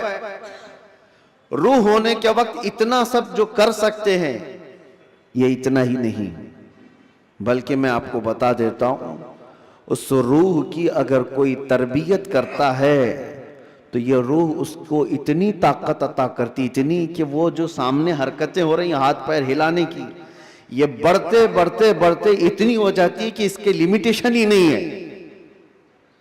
روح اس کو اتنی طاقت پہنچاتی ہے کہ آج روح میرے اندر ہے، میں سامنے کی دیوار تک دیکھ رہا ہوں، اور روح طاقتور ہو جائے تو ہو سکتا ہے وہ مشرق میں بیٹھ کر مغرب کے حالات کو دیکھ رہا ہو، وہ شمال میں بیٹھ کر کے جنوب کے حالات دیکھ سکتا ہے۔ روح کی طاقت جب بڑھ جاتی ہے تو ہو سکتا ہے آج میرا ہاتھ جتنا لمبا ہے وہاں تک کی چیز چھو سکتا ہوں، پکڑ سکتا ہوں، لیکن روح کی طاقت جب بڑھ جاتی ہے تو بیٹھے بیٹھے مدینہ طیبہ سے ملک شام میں بھی کسی کی مدد کر سکتا ہے۔ اب میں آتا ہوں اسی گفتگو پر، تو پھر میرے عزیزو روح کی تربیت کے لیے کیا کرنا چاہیے؟ پورے دنیا بھر کے آپ دوسرے مذاہب میں بھی دیکھیں گے، ریلیجنز، وہ لوگ بھی تپسیا کر رہے ہیں، آتما کی شکتی حاصل کر رہے ہیں، الفاظ الگ ہیں، اور وہ پاور آف سول کہتے ہیں کرسچن لوگ، ہندو لوگ آتما کی شکتی کہتے ہیں۔ اس کے لیے وہ دنیا کو ترک کر رہے ہیں، کچھ کلمات کے جاپ کر رہے ہیں، کسی نہ کسی طرح سے وہ اپنی روح کو بڑھانے کی کوشش کر رہے ہیں۔ تو سب ادیان میں یہ ایک کانسیپٹ پایا جاتا ہے۔ میں آپ کو بتاتا ہوں اصلی روح کی طاقت وہ ہے، روح نے اگر اپنے رب کو پہچان لیا تو یہ سب سے بڑی طاقتور ہے۔ اور روح جس وقت اللہ رب العزت کو، اپنے خالق کو پہچان لیتی ہے تو وہ رب تبارک و تعالیٰ کی قرب پانے کا جو اس کا مقام ہے وہ ولایت کا مقام ہے، اور وہیں سے اس کی طاقت کا اضافہ ہو جاتا ہے۔ ہمیں اس روح کی تربیت کیسی کرنی ہے؟ روح کی تربیت کیسی ہو؟ دیکھیں آپ کو ایک سمپل سی بات بتا رہا ہوں، جسم کو صبح ناشتہ نہ کرو، دوپہر کا کھانا نہ کھاؤ تو شام تک آپ ہلنے لگ جائیں گے، اور اگر 3 وقت کا کھانا چھوڑو تو کمزوری جسم پر اور چہرے پر ظاہر ہونے لگ جائے گی۔ کیوں؟ اس لیے کہ جسم کو بھوک لگتی ہے اور ہم کھانا کھاتے ہیں، اسی طرح روح کو بھی بھوک لگتی ہے۔ روح کی غذا اللہ کا ذکر ہے، ذکر اللہ ہے، اور جب بندہ اللہ کا ذکر کرتا ہے تو اس کی روح تر و تازہ ہوتی ہے۔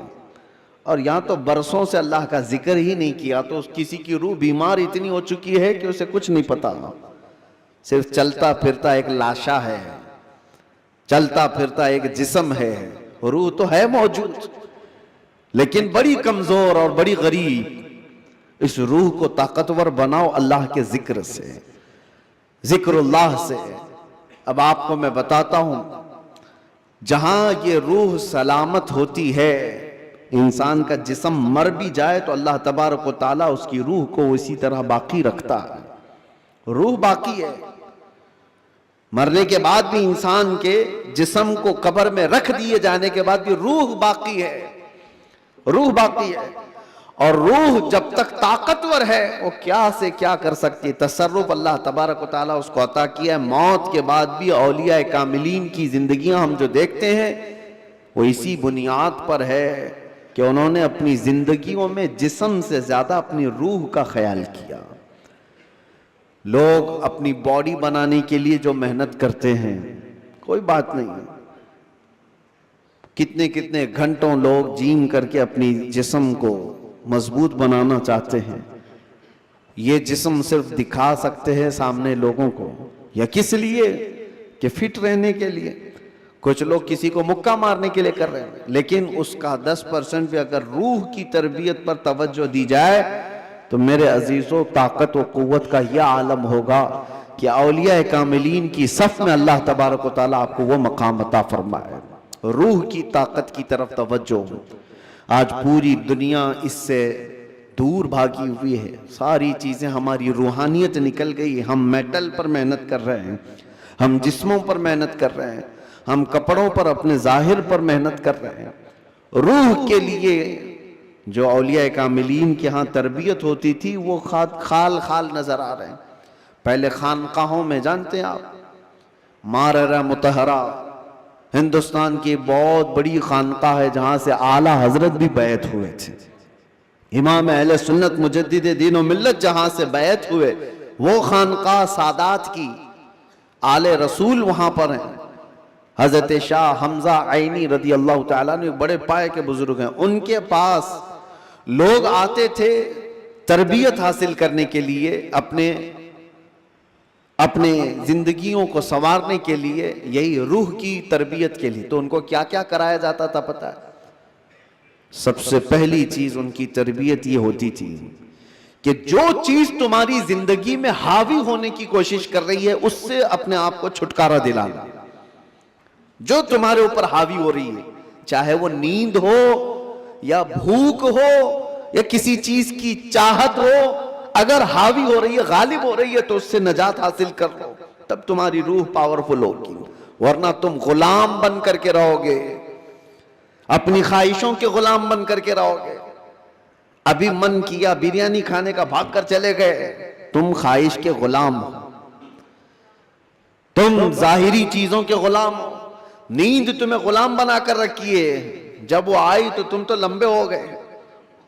تمہارا کنٹرول نیند پر نہیں، تمہارا کنٹرول بھوک پر نہیں، بلکہ وہ چیزیں تم پر کنٹرول رکھی ہوئی ہیں، تو سمجھ لو کہ تم کمزور آدمی ہو، تم کمزور ہو، تمہاری روح وہ طاقت نہیں رکھتی، تم مجبور ہو۔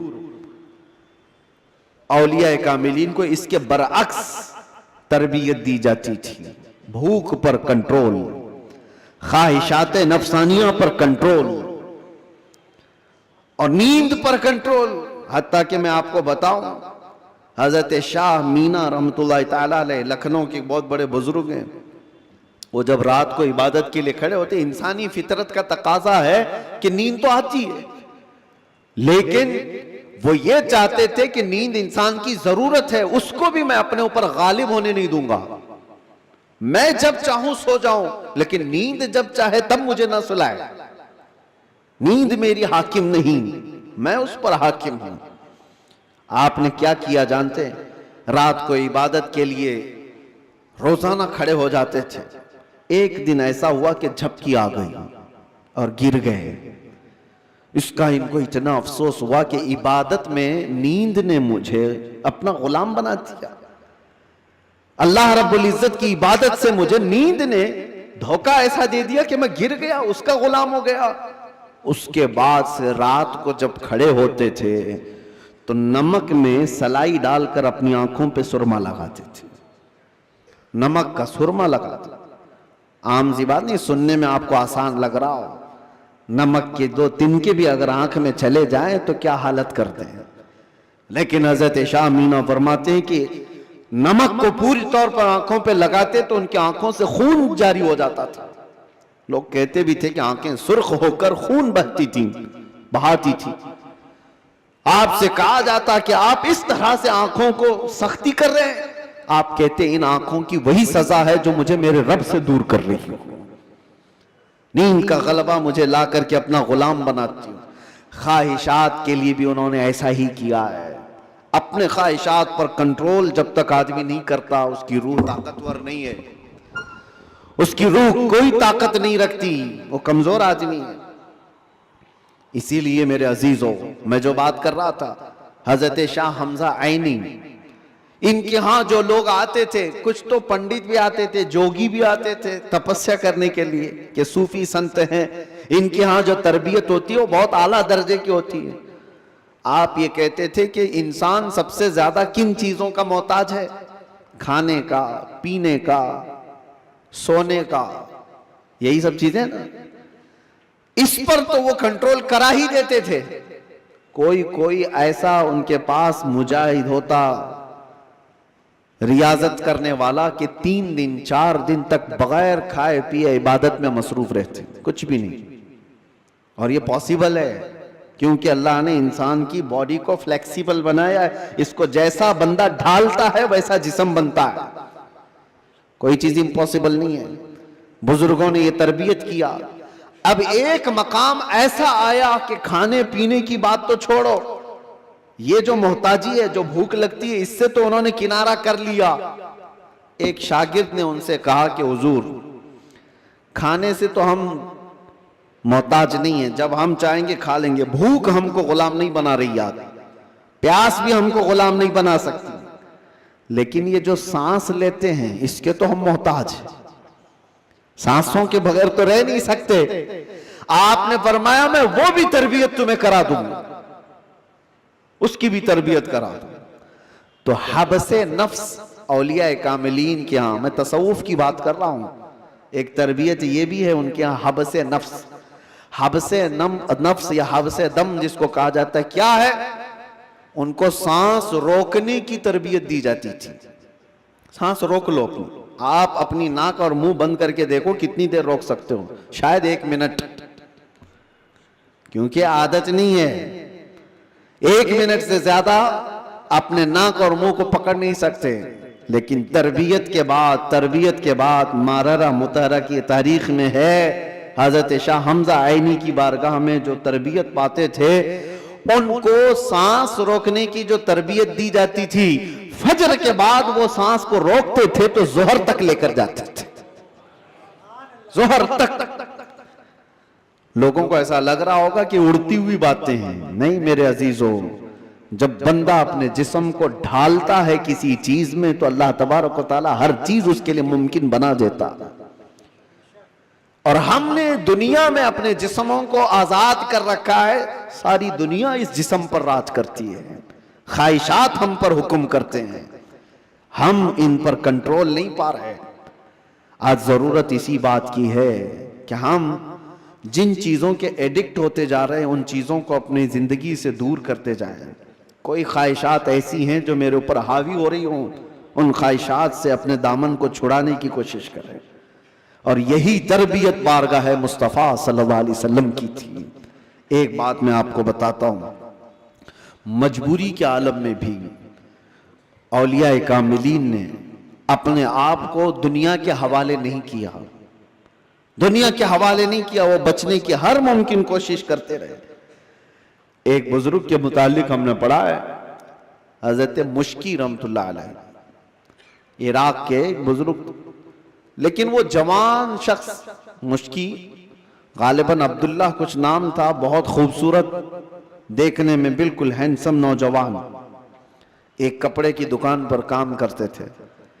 شہر کی ایک امیر عورت کپڑا خریدنے آئی اور وہ عیاش عورت تھی، اس نے لڑکے کو دیکھا، نوجوان کو، اس پر فریفتہ ہو گئی، بہانے سے کپڑے کی بہت بڑی تھان خریدا اور اس کے بعد اس نوجوان سے کہا کیا تم میرے محل تک پہنچاؤ گے، میں اس کی اجرت دوں گا۔ بھولا بھالا نوجوان کپڑے اٹھا لیا اور چل پڑا۔ اس خاتون کے گھر جب پہنچے تو اس نے کپڑے کی وہ تھان اندر رکھوائی اور کمرے میں اسے بلا کر دروازے بند کر دیے، اور اس کے بعد اس نوجوان سے کہا کہ تو اب آزاد نہیں ہے، تو میرے پاس قید ہے، میں تجھے یہاں پر اس بہانے سے لے آئی ہوں، تجھے جو چاہیے وہ میں دے دوں گی، مال دولت جو بھی ہے، لیکن میری خواہشات پوری کر دیں۔ وہ کانپنے لگ گئے، اللہ کا خوف، اللہ کا ڈر، جس کی روح مضبوط اور طاقتور ہوتی ہے ہر مصیبت سے اس کو کسی نہ کسی طرح بچا لیتی، اللہ کا فضل ہوتا ہے۔ اس نوجوان نے کہا یہ ہرگز میں نہیں کر سکتا، میں نہیں کر سکتا۔ اس خاتون نے کہا تو پھر تم یہاں سے بچ کے بھی نہیں جا سکتے، کسی حالت میں تم بچ کے بھی نہیں جا سکتے، اور نہ کسی کو پتا ہے کہ تم یہاں اندر ہو۔ کل کو میں یہ الزام بھی لگا سکتی ہوں کہ تم نے میری عزت کو تار تار کیا ہے، اور تمہیں میں پھانسی کی سزا بھی دلا سکتی ہوں۔ اس نوجوان کی مجبوری دیکھیں کہ خاتون نے ایسے اس کے اوپر حاوی ہونے کی کوشش کی کہ کسی بھی طرح سے اس کو گناہ کی سرزمین پر دھکیل دے، لیکن یہ نوجوان ہے، اچانک نہ جانے دل و دماغ میں کیا خیال آیا، کہا کہ ٹھیک ہے مجھے استنجا کرنا ہے، طہارت، ٹوائلٹ جانا ہے۔ اس نے کہا یہیں اندر ہی ہے، اندر تم فارغ ہو جاؤ۔ تو وہ طہارت خانے میں گیا، نوجوان کچھ نہیں دیکھا، وہاں کی غلاظت اٹھا کر کے اپنے چہرے پر، اپنے جسم پر سب لگا لیا، اور باہر آیا اس خاتون کے پاس۔ اس عورت نے دیکھا کہ بدبو اور یہ غلاظت یہ جسم پر، وہ چیخ مار کر دروازے کھولتی ہے کہ کوئی پاگل آیا، اس کو گھر سے نکالو، جلدی یہاں سے نکالو اس کو۔ تو سارے لوگوں نے پکڑ کر کے ان کو نکال دیا کہ پاگل نوجوان گھر کے اندر کیسے گھس آیا۔ ان کو اس کی نہیں پڑی تھی کہ مجھے لوگ پاگل کہیں، لوگ میری بدبو کو دیکھیں، لوگ مجھے غلاظت ملا ہوا شخص کہیں، کچھ فکر نہیں تھی۔ وہ نوجوان وہاں سے نکلا اور راستے میں ایک کنویں میں جا کر اس نے غسل کیا۔ روایت میں موجود ہے اس کے بعد سے ہر دن ان کے جسم سے مشک کی خوشبو آتی تھی۔ اللہ تبارک و تعالیٰ کے لیے جب بندہ اپنے جسم کو بچا لیتا ہے تو رب تبارک و تعالیٰ اس کو ہمیشہ کے لیے محفوظ کر دیتا ہے یا خوشبودار کر دیتا ہے۔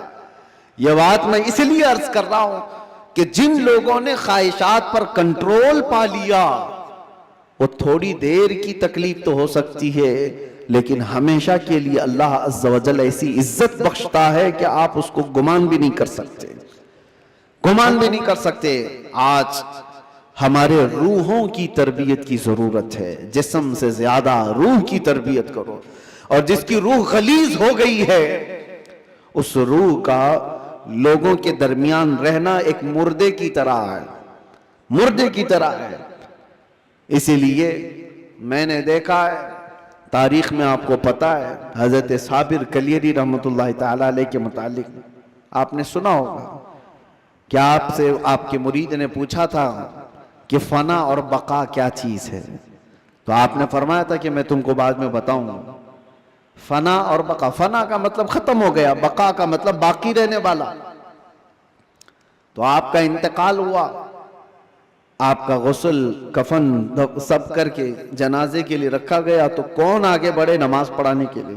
صفیں لگی ہوئی تھی، ہزاروں کی تعداد میں لوگ موجود تھے۔ ایک گھوڑ سوار آئے، چہرے پر کپڑا پڑا تھا، سیدھے وہ امامت کے آگے بڑھ گئے، نماز پڑھا لیا، سارے لوگ ان کے پیچھے نماز بھی پڑھ لی، کسی نے پوچھا نہیں۔ اور وہ آئے ہوئے بزرگ نماز جنازہ پڑھا کر نکل رہے تھے، تو ان کے وہ مرید خاص جو صابر کلیری کے تھے، انہوں نے ان کو پکڑا اور پوچھا آپ کون ہیں؟ ہمارے پیر و مرشد کی نماز جنازہ پڑھانے والے آپ کون ہیں؟ اچانک آئے اور پڑھا کر جا رہے ہیں۔ کپڑا انہوں نے چہرے سے ہٹایا تو وہ صابر کلیری ہی تھے، صابر علاء الدین کلیری۔ ہو سکتا ہے آج کے ماڈرن زمانے میں لوگ اس کو کہانی سے تعبیر دیں۔ آپ نے فرمایا تم نے مجھ سے سوال کیا تھا نا فنا اور بقا کیا چیز ہے؟ وہ جنازے میں جو ہے وہ فنا ہے، اور یہ تیرے سامنے ہے یہ بقا۔ جس نے روح کی تربیت کی اپنی زندگی میں، اللہ تعالیٰ موت کے بعد بھی اسے تصرف عطا کرتا ہے، اسے تصرف عطا کرتا ہے۔ صحیح روایات میں موجود ہے کہ جس نے اپنی روح کو اللہ اور اس کے رسول کے حوالے کیا، اللہ اس کی جسم کی بھی حفاظت کرتا ہے، صرف روح کی نہیں، جسم کی بھی۔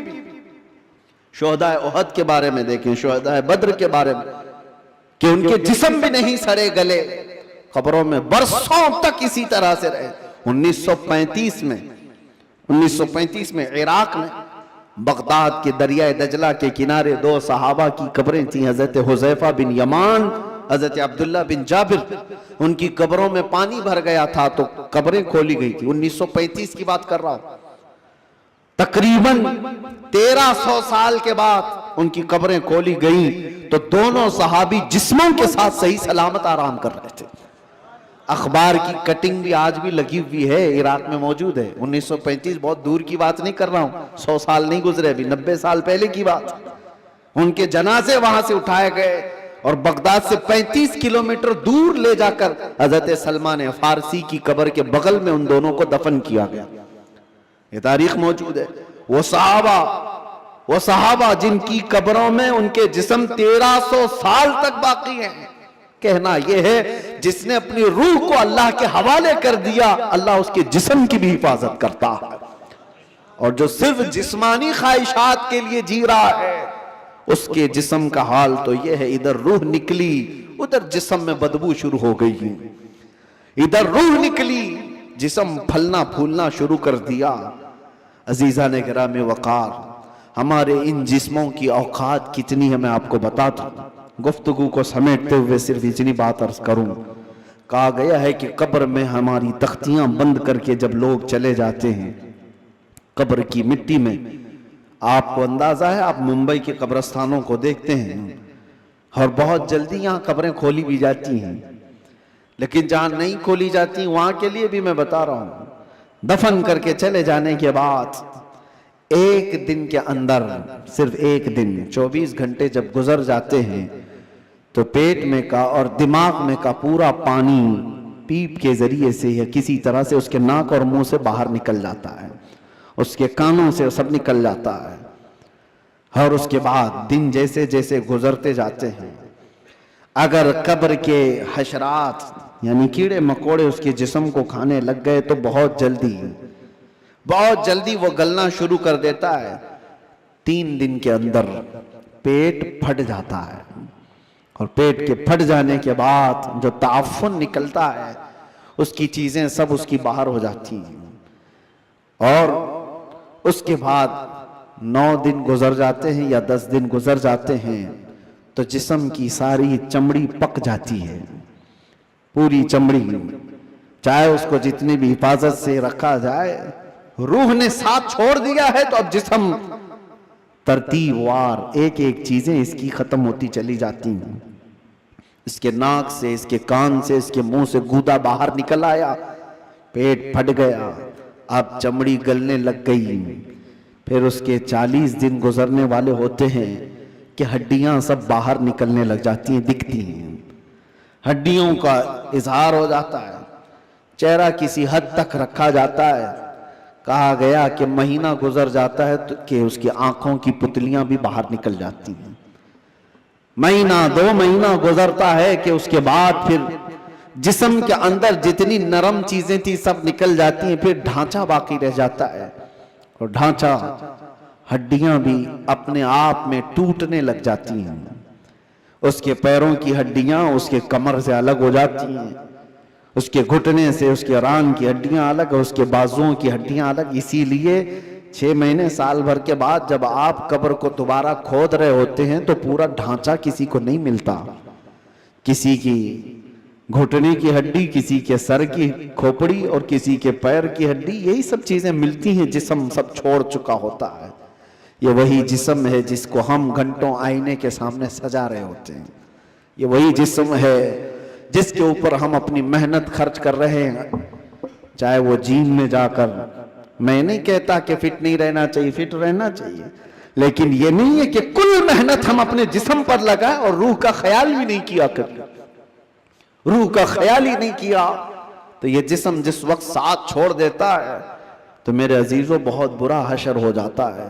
مولا علی کرم اللہ وجہہ الکریم ایک بار قبرستان تشریف لے گئے, قبروں کو سلام کیا, السلام علیکم یا اہل القبور, اور اس کے بعد وہ مولا کائنات ہیں, قبر والوں سے یوں کہتے ہیں کیف احوالکم یا اہل القبور, اے قبروں والے تمہارے حالتیں کیا ہیں.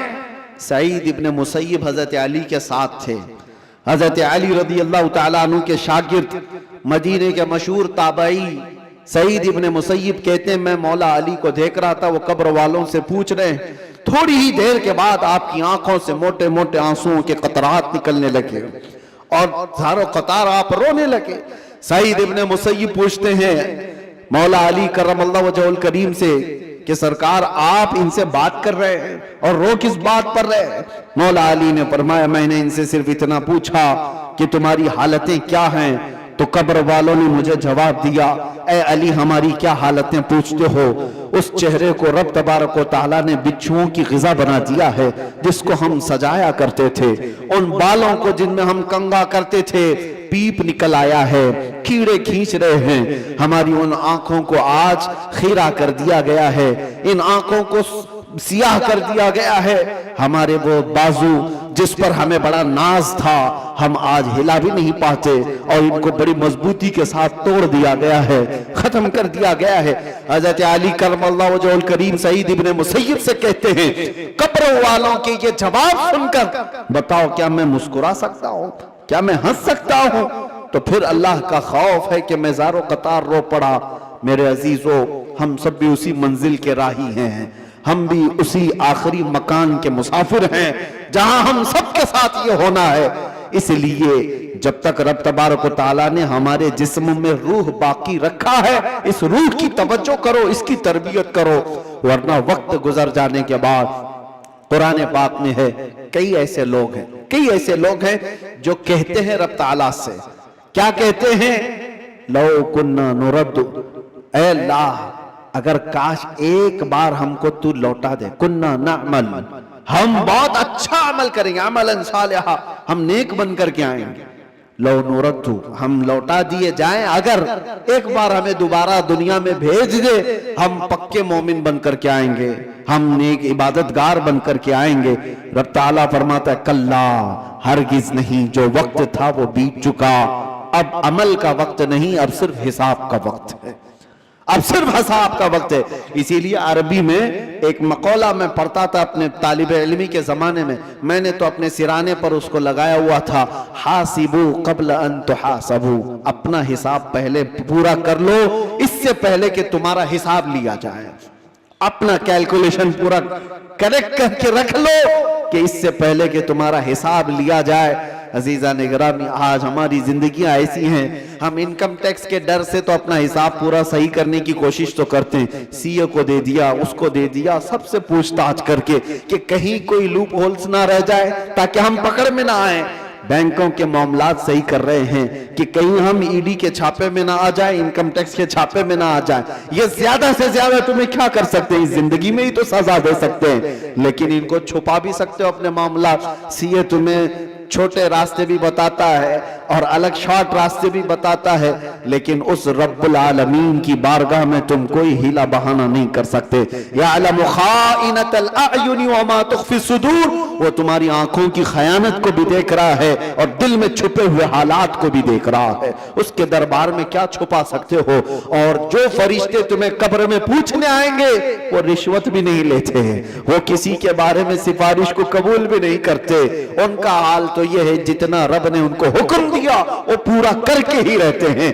اگر فرشتہ رشوت لینے والا ہوتا تو کتنے تو مالدار پیسے دے کر اسرائیل علیہ السلام سے جان تو بچا لیتے، اپنی روح نکالے جانے سے بچا تو لیتے۔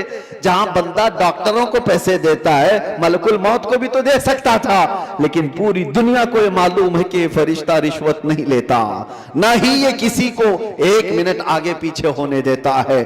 جب یہ سارے معاملات طے ہیں اور سب کو معلوم ہے تو آؤ میرے عزیزو اس بارگاہ مصطفیٰ صلی اللہ علیہ وسلم میں، جہاں میرے آقا صلی اللہ تعالیٰ علیہ وسلم نے انسانوں کی تربیت فرمائی، ان کی روح کی تربیت فرمائی۔ وہ کون تھے جو صحابہ بنے؟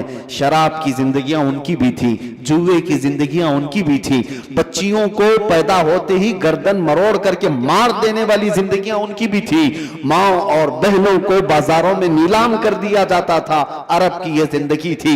لیکن ایک عرب نے آدمی کا بول بالا کر دیا، خاک کے ذروں کو ہمدوش سریا کر دیا، خود نہ تھے جو راہ پر اوروں کے ہادی بن گئے، کیا نظر تھی جس نے مردوں کو مسیحا کر دیا۔ میرے آقا صلی اللہ تعالیٰ علیہ وسلم نے پھر ان کو کس مقام پر پہنچایا؟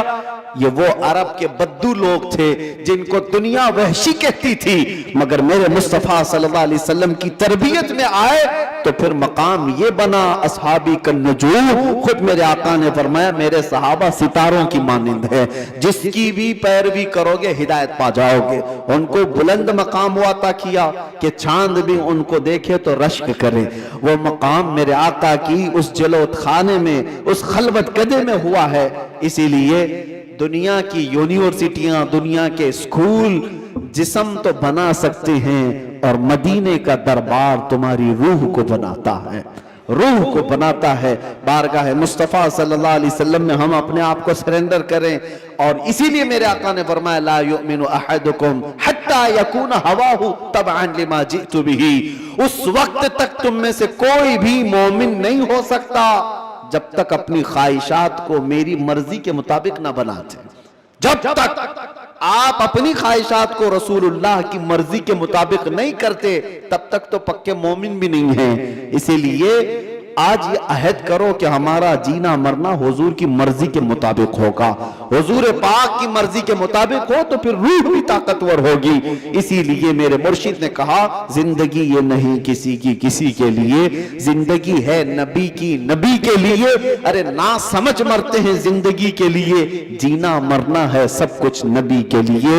یا رسول اللہ دہن میں زبان تمہارے لیے، بدن میں ہے جان تمہارے لیے، ہم آئے یہاں تمہارے لیے اور اٹھے بھی وہاں تمہارے لیے۔ جب بندے کا یہ عقیدہ بن جائے تو پھر دیکھو اس کی زندگی میں انقلاب کیسے آتا ہے۔ رب تبارک و تعالی ہم سب کو ہمارے کمزور جسموں سے نجات عطا کر مضبوط روحانی طاقت عطا فرمائے۔ مولا کریم ہماری آنکھوں میں نور مصطفیٰ عطا فرمائے، ہمارے دل کو وسوسوں سے محفوظ فرمائے، ہمارے بازوؤں میں قوت حیدری عطا فرمائے۔ مولا کریم اس پوری امت کو اصلاح کی توفیق عطا فرمائے۔ رب العالمین ہمارے درمیان صلاح الدین پیدا فرما، ہمارے درمیان خالد ابن ولید کے نقش قدم پر چلنے والا جوان عطا فرما، صحابہ کا سچا شیدائی عطا فرما، غوث و خواجہ کا غلام ہمارے خاندانوں میں عطا فرما۔ رب العالمین ہماری جمعہ کو قبول فرما، حاضرین کے سجدوں میں لذتیں عطا فرما۔ وآخر دعوانا ان الحمدللہ رب العالمین۔ السلام علیکم۔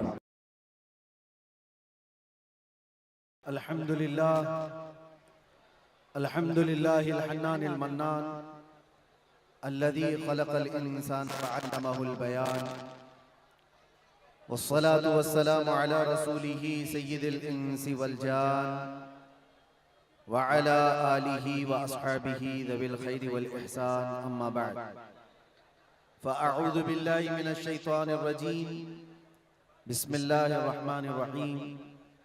لقد جاءكم رسول من أنفسكم عزيز عليه ما عنتم حريص عليكم بالمؤمنين رؤوف رحيم، صدق الله مولانا العظيم۔ بارگاہ رسالت معاب صلی اللہ تعالی علیہ وسلم میں ایک بار درود پاک کا ہدیہ پیش کریں۔ اللہم صلی علی سیدنا و مولانا محمد معدن الجود والکرم وآلہ واصحابہ الکرام وابنہ الکریم وبارک وسلم صلاۃ دائمۃ سرمدا ابدا۔ آئی نئی حکومت سکہ نیا چلے گا، آئی نئی حکومت سکہ نیا چلے گا، عالم میں رنگ بدلا صبح شب ولادت، حشر تک ڈالیں گے ہم پیدائش مولا کی دھوم، مثل فارس نجد کے قلعے گراتے جائیں گے، خاک ہو جائیں عدو جل کر مگر ہم تو رضا، دم میں جب تک دم ہے ذکر ان کا سناتے جائیں گے۔ عزیزان گرامی وقار، آپ تمامی احباب کو سب سے پہلے میں اس عظیم ساعت کی مبارکبادی پیش کرتا ہوں جو اللہ تبارک و تعالیٰ نے ہماری زندگیوں میں عطا فرمایا ہے۔ یہ کتنا عظیم اتفاق ہے، بلکہ کتنی عظیم سعادت ہے کہ ہم اپنی زندگیوں میں 1500 سالہ جشن عید میلاد النبی منانے جا رہے ہیں۔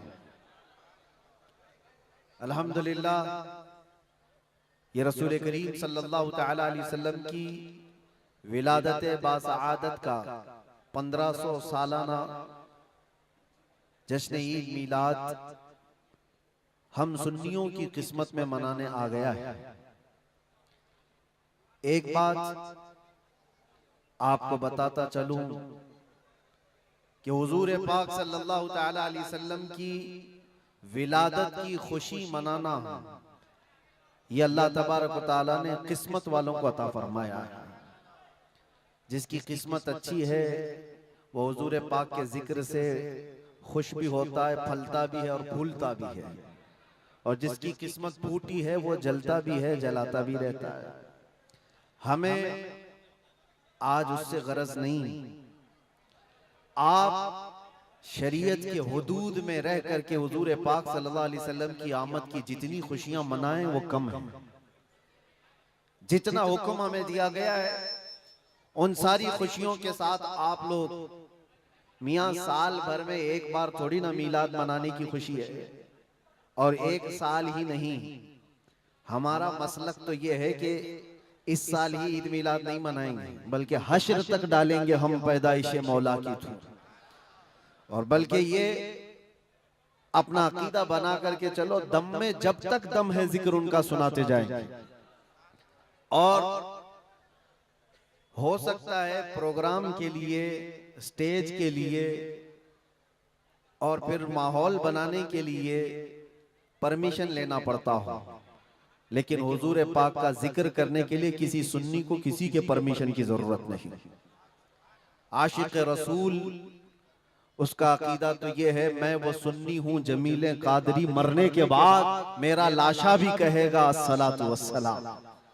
ہمارا تو یہ طور طریقہ ہے۔ آج سنیوں کی قسمت میں یہ میلاد کی جو گھڑی آئی ہے، سب سے پہلے تو میں گزارش کروں گا کہ اللہ کے نبی صلی اللہ تعالیٰ علیہ وسلم کی بارگاہ میں وہ خراج عقیدت پیش کرو کہ یہ تاریخ بن جائے، بلکہ اسلام کی تاریخ کا ایک عظیم حصہ ابھی اس سال آپ کو ملنے والا ہے۔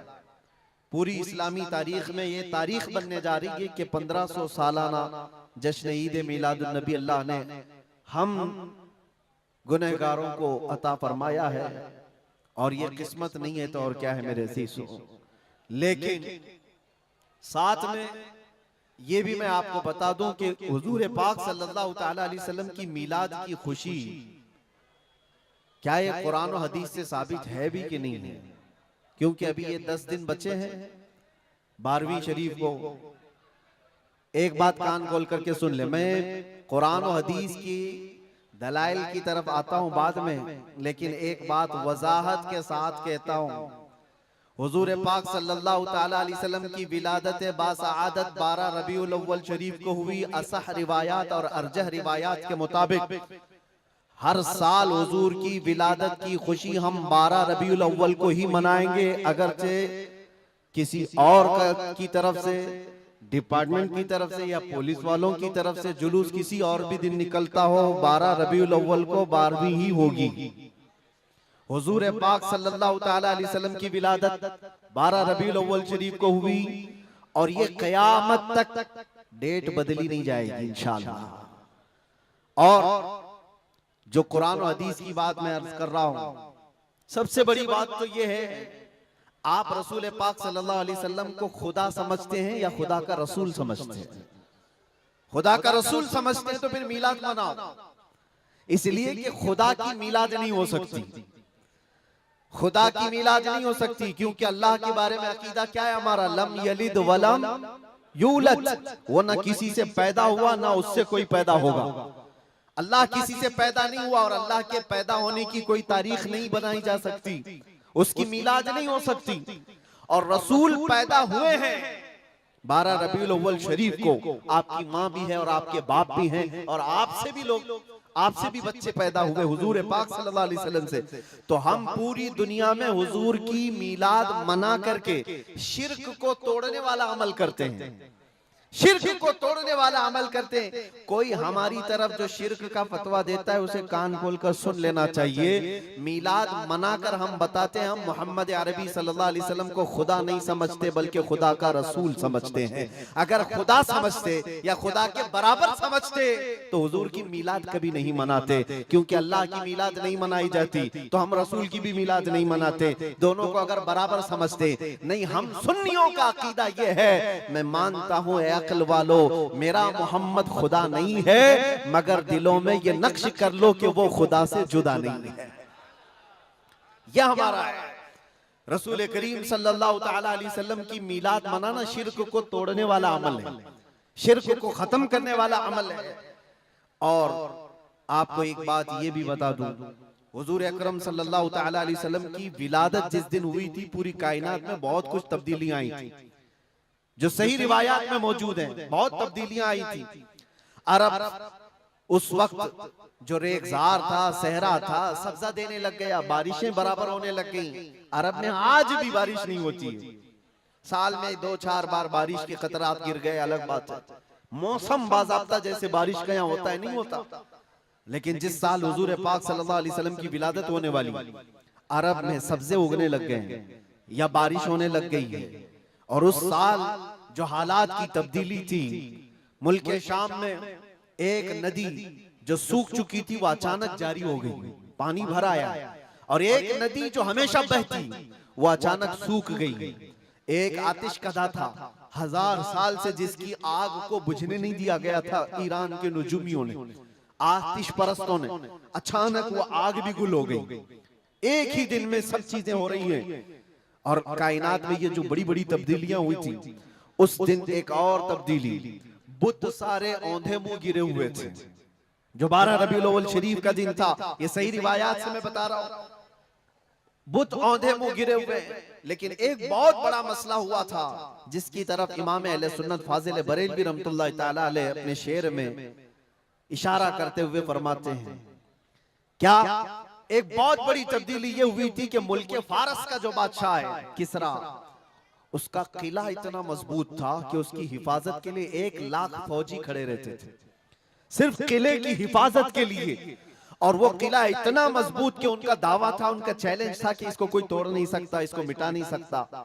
لیکن 12ویں شریف کا دن یا صبح کے وقت اچانک قلعے کے اندر زلزلہ آیا اور دیوار پھٹ گئی، اور ایسی پھٹی کہ اس میں سے ایک آدمی جا سکتا ہے، آ سکتا ہے۔ آج بھی وہ شک شدہ دیوار کے ساتھ قلعہ موجود ہے عراق میں، جس کو قلعہ کسرا کہا جاتا ہے آج بھی۔ اب آپ اندازہ کریں 2000 سال سے وہ قلعہ آج تک موجود ہے تو اس وقت کتنا مضبوط رہا ہوگا۔ اس وقت قلعے کے اندر زلزلہ آیا اور تخت الٹ گیا، دیوار میں دراڑ پڑ گئی، وہ دراڑ آج بھی موجود ہے۔ بادشاہ حیران و پریشان، دوسرے دن سارے نجومیوں کو بلایا گیا اور پوچھا گیا کہ یہ کیا ماجرا ہے کہ اتنا مضبوط قلعہ کیسے یہ ٹوٹ گیا، یا اس کی دیوار میں شگاف کیسے آ گئی ہے؟ تو سارے نجومیوں نے اپنے علم کے مطابق جو نتیجہ نکالا، بادشاہ سے کہا در حقیقت یہ زلزلہ عام زلزلہ نہیں ہے، یہ تیری دیوار کا ٹوٹ جانا یہ عام سی بات نہیں ہے، ہمارا علم یہ بتا رہا ہے کہ اس روئے زمین پر اللہ کا کوئی نبی پیدا ہوا ہے جو تیری سلطنت کو ختم کرنے والا ہے۔ ایک بچہ عرب میں ایسا آیا ہے، آئی نئی حکومت، سکہ نیا چلے گا، عالم میں رنگ بدلا صبح شب ولادت۔ اس دن جو ہوا تھا اس کو امام اہل سنت کیوں فرماتے ہیں؟ وہ ایک دن کی بات ہے نا، حضور کی ولادت ہوئی، فارس کے قلعے میں کیا ہوا؟ زلزلہ آیا۔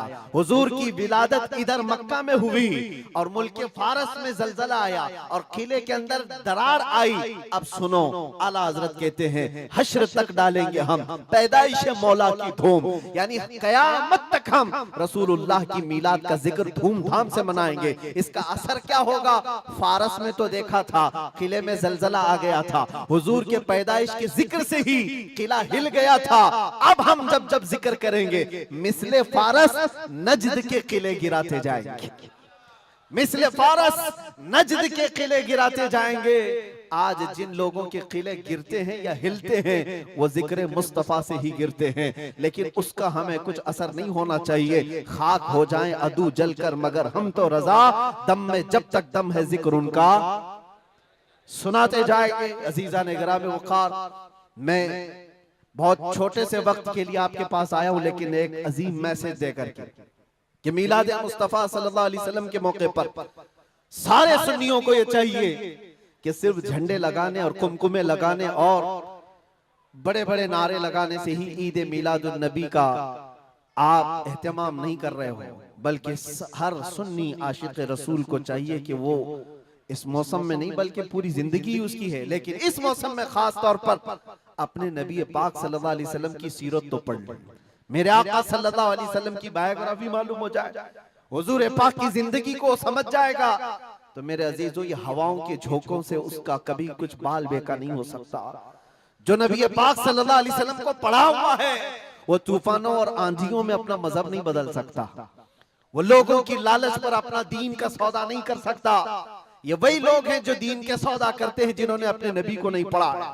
حضور پاک صلی اللہ علیہ وسلم کو جن آنکھوں نے ایک بار دیکھا ہے وہ صحابہ کی زندگی تو دیکھ لیں، ان کو کھولتے ہوئے تیل میں بھی ڈال دیا گیا، مگر دامن مصطفیٰ سے ہاتھ ہٹانا تو دور کی بات ہے، زبان پر لفظ لانا بھی انہوں نے کبھی گوارا نہیں کیا ہے۔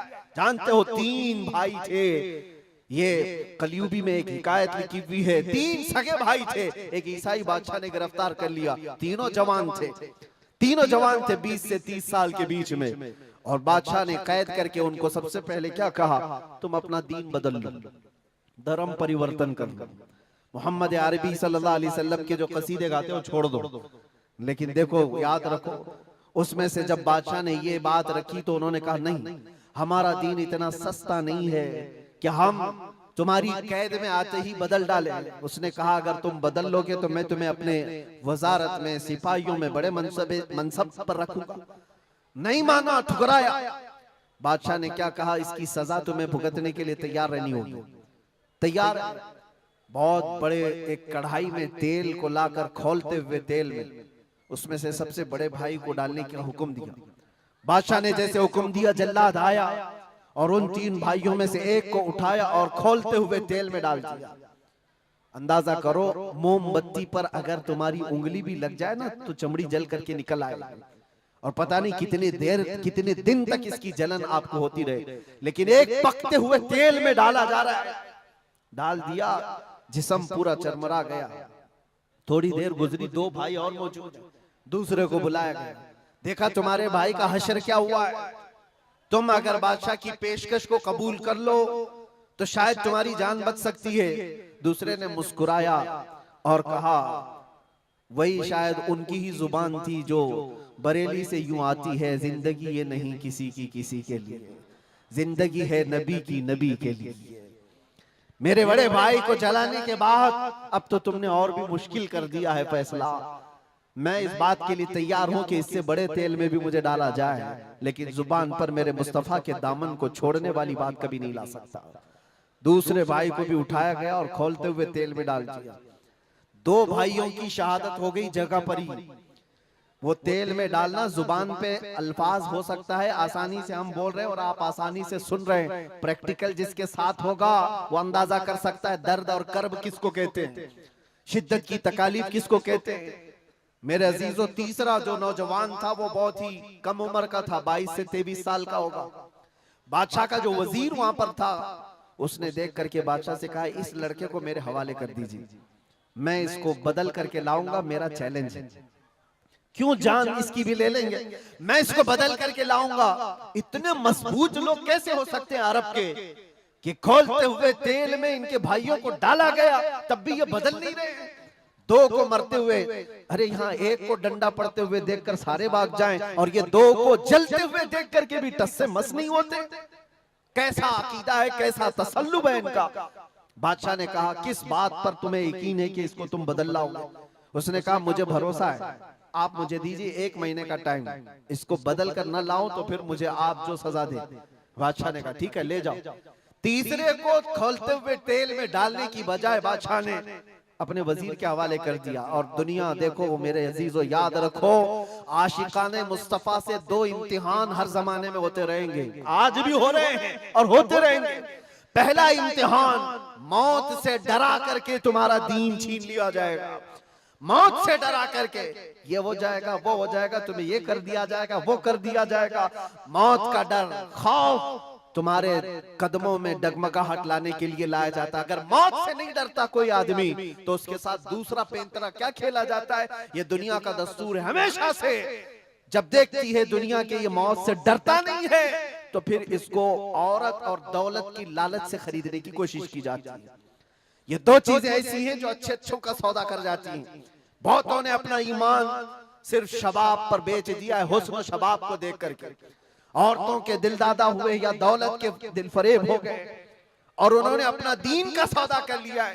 نوجوانوں یاد رکھو تمہاری زندگی میں اگر یہ 2 امتحانوں میں سے کوئی امتحان آئے تو اپنے نبی پاک کو یاد کر لینا، حضور کو یاد کر لینا، اور اللہ کے نبی صلی اللہ علیہ وسلم کی بارگاہ میں یہ استغاثہ کر لینا کہ میرے آقا بڑا سخت اور کٹھن وقت آیا ہے، دنیا موت سے ڈرا کر کے کبھی میرا ایمان چھیننے کی کوشش کر رہی ہے، اگر اس سے میں نہیں ڈگمگایا تو دنیا مجھے حسن و شباب کی لالچ دے کر کے اپنی طرف لینا چاہتی ہے۔ اب اس وزیر نے کیا کیا، اس چھوٹے سے نوجوان لڑکے کو اپنے گھر لے گیا، اور اس کی بیٹی تھی جو نہایت حسین و جمیل، بہت خوبصورت لڑکی اس وزیر کی تھی۔ اپنی بیٹی کو بلایا اور کہا بیٹی تیرے لیے ایک کام دیتا ہوں، 1 مہینہ ہم کو ملا ہے، اس نوجوان کو اپنی محبت میں اپنے حسن و جمال میں لے کر کے آ جا، بادشاہ سلامت سے جو انعام چاہے تجھے لا کر کے دے دوں گا۔ اپنی لڑکیاں عاشقان مصطفیٰ کو خریدنے کے لیے کل بھی بھیجے جاتے تھے، آج بھی بھیجی جا رہی ہیں۔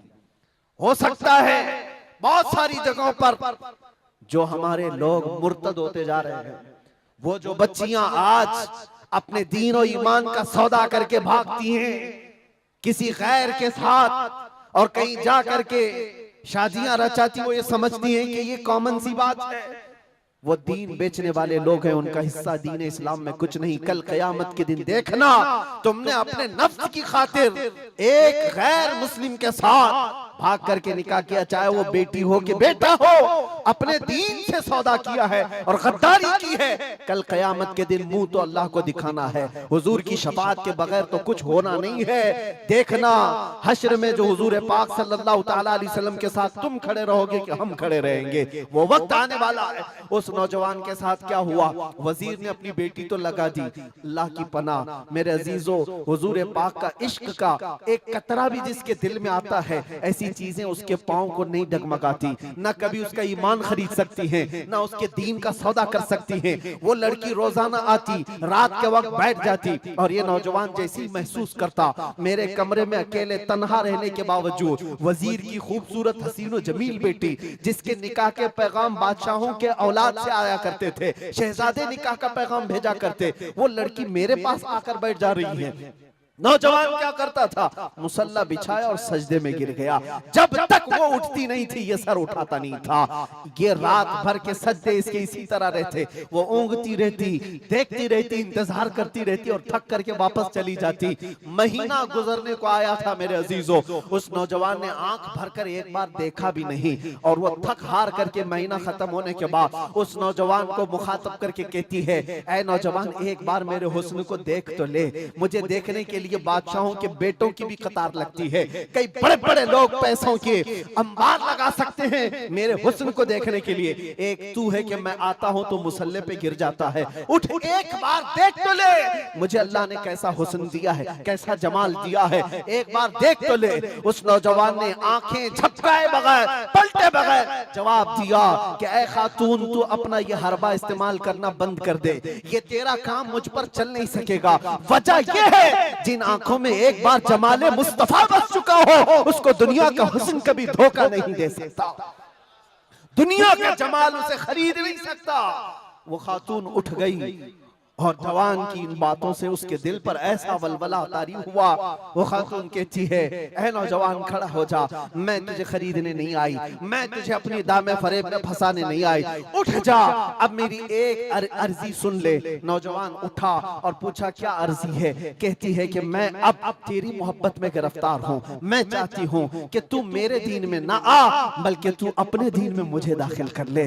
جس کے حسن نے تیری آنکھوں کو ایسا باکمال بنایا ہے کہ تنہا ہوتے ہوئے بھی کبھی تو نے میرے حسن کو نہیں دیکھا، میں چاہتی ہوں کہ اس حسن کے پیکر جمال مصطفیٰ کی میں بھی دل دادا ہو جاؤں۔ اس نوجوان کو اٹھایا اور کہا مجھے پڑھا دے لا الہ الا اللہ محمد الرسول اللہ۔ ہر زمانے میں عاشقان مصطفیٰ جو ہوتے ہیں، ہر زمانے میں جو عاشقان مصطفیٰ ہوتے ہیں وہ دوسروں کی چھاپ اپنے اوپر لیتے نہیں ہیں بلکہ جہاں جاتے ہیں اپنی چھاپ دوسروں پر چھوڑ کر کے آتے ہیں۔ یہی ہوتی ہے زندگی عاشقان مصطفیٰ کی۔ اس نوجوان نے اسے کلمہ طیبہ پڑھایا اور اس خاتون نے کہا چلو یہاں سے نکلو، کفرستان سے نکل کر کے ہم نکاح کرتے ہیں اور ساتھ زندگی گزاریں گے۔ توجہ چاہتا ہوں، یہ میری بات کو ختم ہونے دو۔ اے نوجوانوں، آج تمہیں کوئی بہکانے والا، کھولتے ہوئے تیل میں ڈالنے والا نہیں ہے، اس کے باوجود تم نے پتہ نہیں اپنے کتنے گھنٹے یہ سارے سوشل میڈیا پر آئے ہوئی ایسی حسینہ اور جمیلاؤں کے پیچھے اپنی راتیں برباد کر ڈالی۔ تمہیں پتہ نہیں یہ آنکھیں اللہ تعالیٰ نے تمہیں کس لیے دیے ہیں۔ دعا یہ کرو کچھ ایسا کر دے میرے کردگار آنکھوں میں، ہمیشہ نقش رہے روئے یار آنکھوں میں۔ انہیں نہ دیکھا تو کس کام کی ہیں یہ آنکھیں کہ دیکھنے کی ہے ساری بہار آنکھوں میں۔ عزیزان گرامی، اس نوجوان نے اس خاتون کی بات سن لی اور کہا چلو مجھے اس جگہ سے، اس قید سے نکالو، ہم یہ شہر چھوڑ دیتے ہیں، یہ ملک چھوڑ دیتے ہیں۔ اس خاتون نے اس نوجوان کو آزاد کیا اور ساتھ لے کر چل پڑی، شہر بھی چھوڑ دیا، باہر نکل پڑے۔ رات کا وقت ہے، اچانک وہ آدھا راستہ طے کیے کہ پیچھے سے گھوڑوں کے دوڑنے کی آواز آئی۔ توجہ چاہتا ہوں، ایک فوج آ رہی ہے اور ہنہنانے والے گھوڑوں کی آوازیں آنے لگی۔ دونوں ڈر گئے، نئے لوگ ہیں، نوجوان لڑکا ہے، نوجوان لڑکی ہے اور شہر سے بھاگے ہوئے ہیں، دین اسلام قبول کر کے نکلے ہوئے ہیں۔ بادشاہ کو ہو سکتا ہے خبر ہو گئی ہوگی، وزیر کو پتا چل گیا ہوگا کہ قید سے نکلا ہوا یہ فرار مجرم ہمارا شہر چھوڑ کر جا رہا ہے۔ پوری فوج آتی ہوئی نظر آ رہی تھی۔ یہ دونوں ایک درخت کے پیچھے اوٹ پر چھپ کر کھڑے ہو گئے، پتہ نہیں اب اس کے آگے کیا ہونے والا ہے، ہمیں گرفتار کر لیا جائے گا، ہو سکتا ہے ہمارا بھی انجام وہی ہوگا جو ہمارے دو بھائیوں کے ساتھ ہوا۔ لیکن اتفاق کی بات ہے وہ گھوڑے قریب سے قریب آتے گئے، وہ فوج قریب آ گئی اور جب آ گئی تو قریب آ کر وہ فوج رک گئی۔ انہوں نے دیکھا نہیں یہ فوج کون تھی، یہ لوگ کون تھے، درخت کے پیچھے چھپے ہوئے ہیں نوجوان اور وہ دوشیزہ۔ اچانک آنے والی فوج میں سے ایک گرجتی ہوئی آواز آتی ہے، نام لے کر کے نوجوان کا پکارا جاتا ہے، اے فلاں بن فلاں باہر آ جا، باہر آ جا۔ باہر یہ نوجوان آتا ہے تو دیکھتا ہے بادشاہ کی فوج نہیں ہے، وزیر کی فوج نہیں ہے، بلکہ وہ دونوں شہید بھائی گھوڑے پر سوار ہے اور ساری فوج میں رسول اللہ کے وہ شہید صحابہ تشریف لائے ہوئے ہیں۔ نعرے تکبیر، نعرے رسالت، نعرے رسالت۔ یہ نوجوان گھبرا گیا اور پوچھا میں اپنے بھائیوں کو دیکھ رہا ہوں، گھوڑوں پر سوار ہیں، چند دنوں پہلے بادشاہ نے کھولتے ہوئے تیل میں ان کو انڈیل دیا تھا، ان کے جسموں کو جلا دیا تھا۔ یہ دیکھ کر کے آپ کپ کپی جسم پر تاری ہے، بھیگی آنکھوں سے پوچھنے لگا بڑے بھائی آپ لوگوں کو جلا دیا گیا تھا، تیل میں کھولتے ہوئے ڈال دیا گیا تھا، آپ لوگ یہاں کیسے آئے؟ دونوں بھائیوں نے کہا اے ہمارے ننھے بھائی کیا تو نے قرآن کی آیت نہیں پڑھی وَلَا تَقُولُوا لِمَنْ يُقْتَلُ فِي سَبِيلِ اللَّهِ أَمْوَاتٌ اللہ کی راہ میں جو مارے جائیں انہیں مردہ نہ کہو۔ نوجوان نے پوچھا تمہیں درد کتنا ہوا ہوگا جب جلایا گیا تھا، کھولتے ہوئے تیل میں ڈالا گیا تھا، کرب کیسا تھا، تکلیف کیسی تھی؟ توجہ چاہتا ہے نوجوانوں، عشق مصطفیٰ میں برداشت کیا ہوا درد کچھ نہیں ہوتا ہے۔ ان نوجوانوں نے کہا درد کون سا، کرب کون سا، تکلیف کون سی؟ تو نے ہمیں ڈالتے ہوئے دیکھا ہے کھولتے ہوئے تیل میں، جلتی ہوئی چمڑی دیکھا ہے، لیکن ہمیں درد کا احساس نہیں ہوا، اس لیے کہ جس وقت جلاد ہمیں تیل میں ڈال رہا تھا سامنے تو ہمیں جمال مصطفیٰ نظر آ رہا تھا۔ جہاں مصطفیٰ کا حسن ہو پھر درد کس بات کا، کرب کس بات کا؟ اسی لیے تو صحابہ کا یہ نعرہ تھا یا رسول اللہ یا رسول اللہ کل مصیبت بعدک جلل، اے اللہ کے رسول اگر آپ ہیں تو پھر ہر مصیبت حل کی ہے، سبحان اللہ۔ ہر مصیبت چھوٹی ہے۔ اے نوجوانوں دنیا نے خریدنے کی کوشش کی ہے لیکن جو جمال مصطفیٰ کا دل دادا ہے وہ دنیا کے حالات سے نہ بکتا ہے نہ جھکتا ہے۔ اپنا مشن ایسا بناؤ کہ تمہیں 100-500 روپے میں خریدے جانے والی قوم کا لقب نہ دیا جائے، بلکہ اقبال آج سے 100 سال پہلے کہتا تھا، اقبال شاعر مشرق، انگریزوں نے کیا کہا تھا ہمارے متعلق وہ اپنے شعر میں کہا ہے۔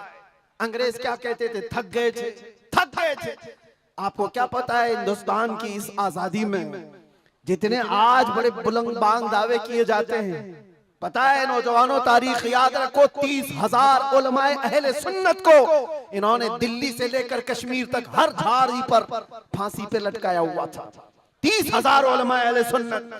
کالا پانی کی سزا انڈمان نکوبار میں کس کو دی گئی تھی؟ علامہ فضل حق خیر آبادی، عنایت احمد کاکوروی، جن کی پیٹ کی ہڈی توڑ دی گئی تھی، کھڑے نہیں ہو سکتے تھے، 8-8 سال 10-10 سال تک جھکی ہوئی کمر کے ساتھ ان کو سزائیں دی گئی۔ کفایت علی کافی کون ہے جن کو بھرے بازار میں چوراہے پر لا کر انگریزوں نے پھانسی پر چڑھایا تھا؟ ظالمات تاریخ بھلا دیتے ہیں یا تاریخ کے چہرے پر آج مٹی تھوپنے کی کوشش کی جاتی ہے اور ہمارے نوجوان ہیں کہ یاد نہیں رکھتے ہماری تاریخ۔ یا عاشقان مصطفیٰ تھے، انگریزوں کی ناک میں اگر کسی نے دم کیا تھا تو وہ عاشقان مصطفیٰ کی جماعت تھی، عاشقان مصطفیٰ کی جماعت تھی۔ کفایت علی کافی کو سولی پر چڑھا رہے تھے، لیکن جانتے ہو اس سے پہلے کفایت علی کافی ایک عالم دین، اس عالم دین کو گرفتار کرنے کے لیے کتنے کتے آئے تھے؟ 3,000 انگریزوں کی فوج نے مل کر کے ایک عالم دین کو گرفتار کیا تھا۔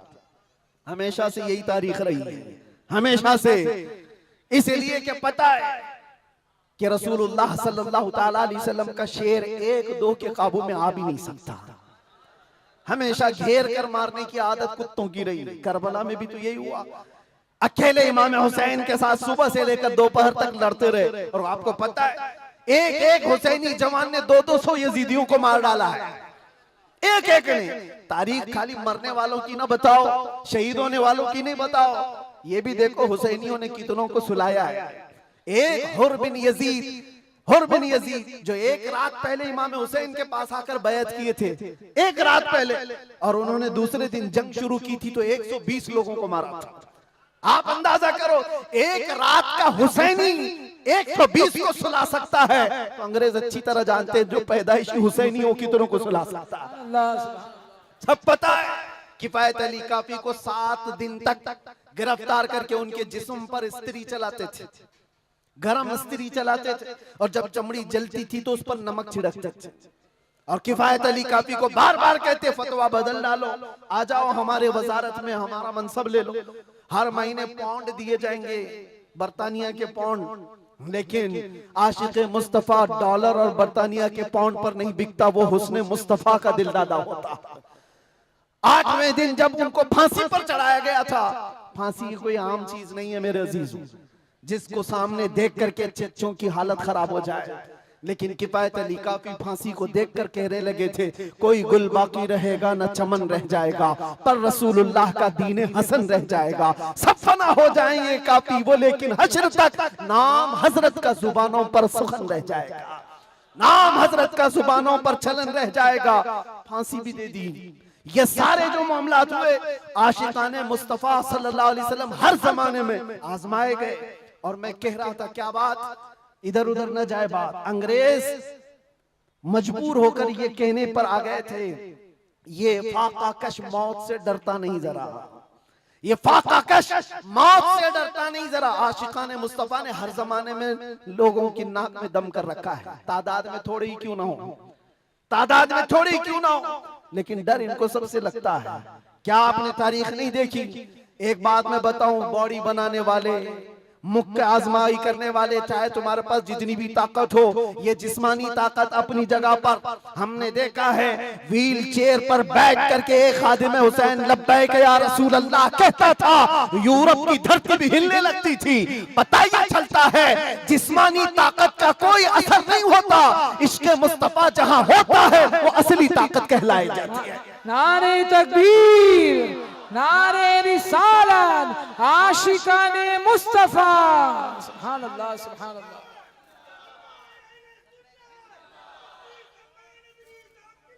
زندہ باد، اللہ اکبر، اعلی حضرت اعلی حضرت اعلی حضرت اعلی حضرت، اللہ اکبر، یا رسول اللہ، زندہ باد زندہ باد۔ میرے عزیزوں، بات صرف اتنی ہے، یہی میں نے ایک صاحب سے پوچھا تھا کہ میاں تقریریں بہت ہوتی ہیں، بھاشن بھی بہت ہوتے ہیں، کیا کیا نہیں کہا جاتا؟ ہم نے کہا کچھ دیر کی خاموشی ہی تو کہا تھا۔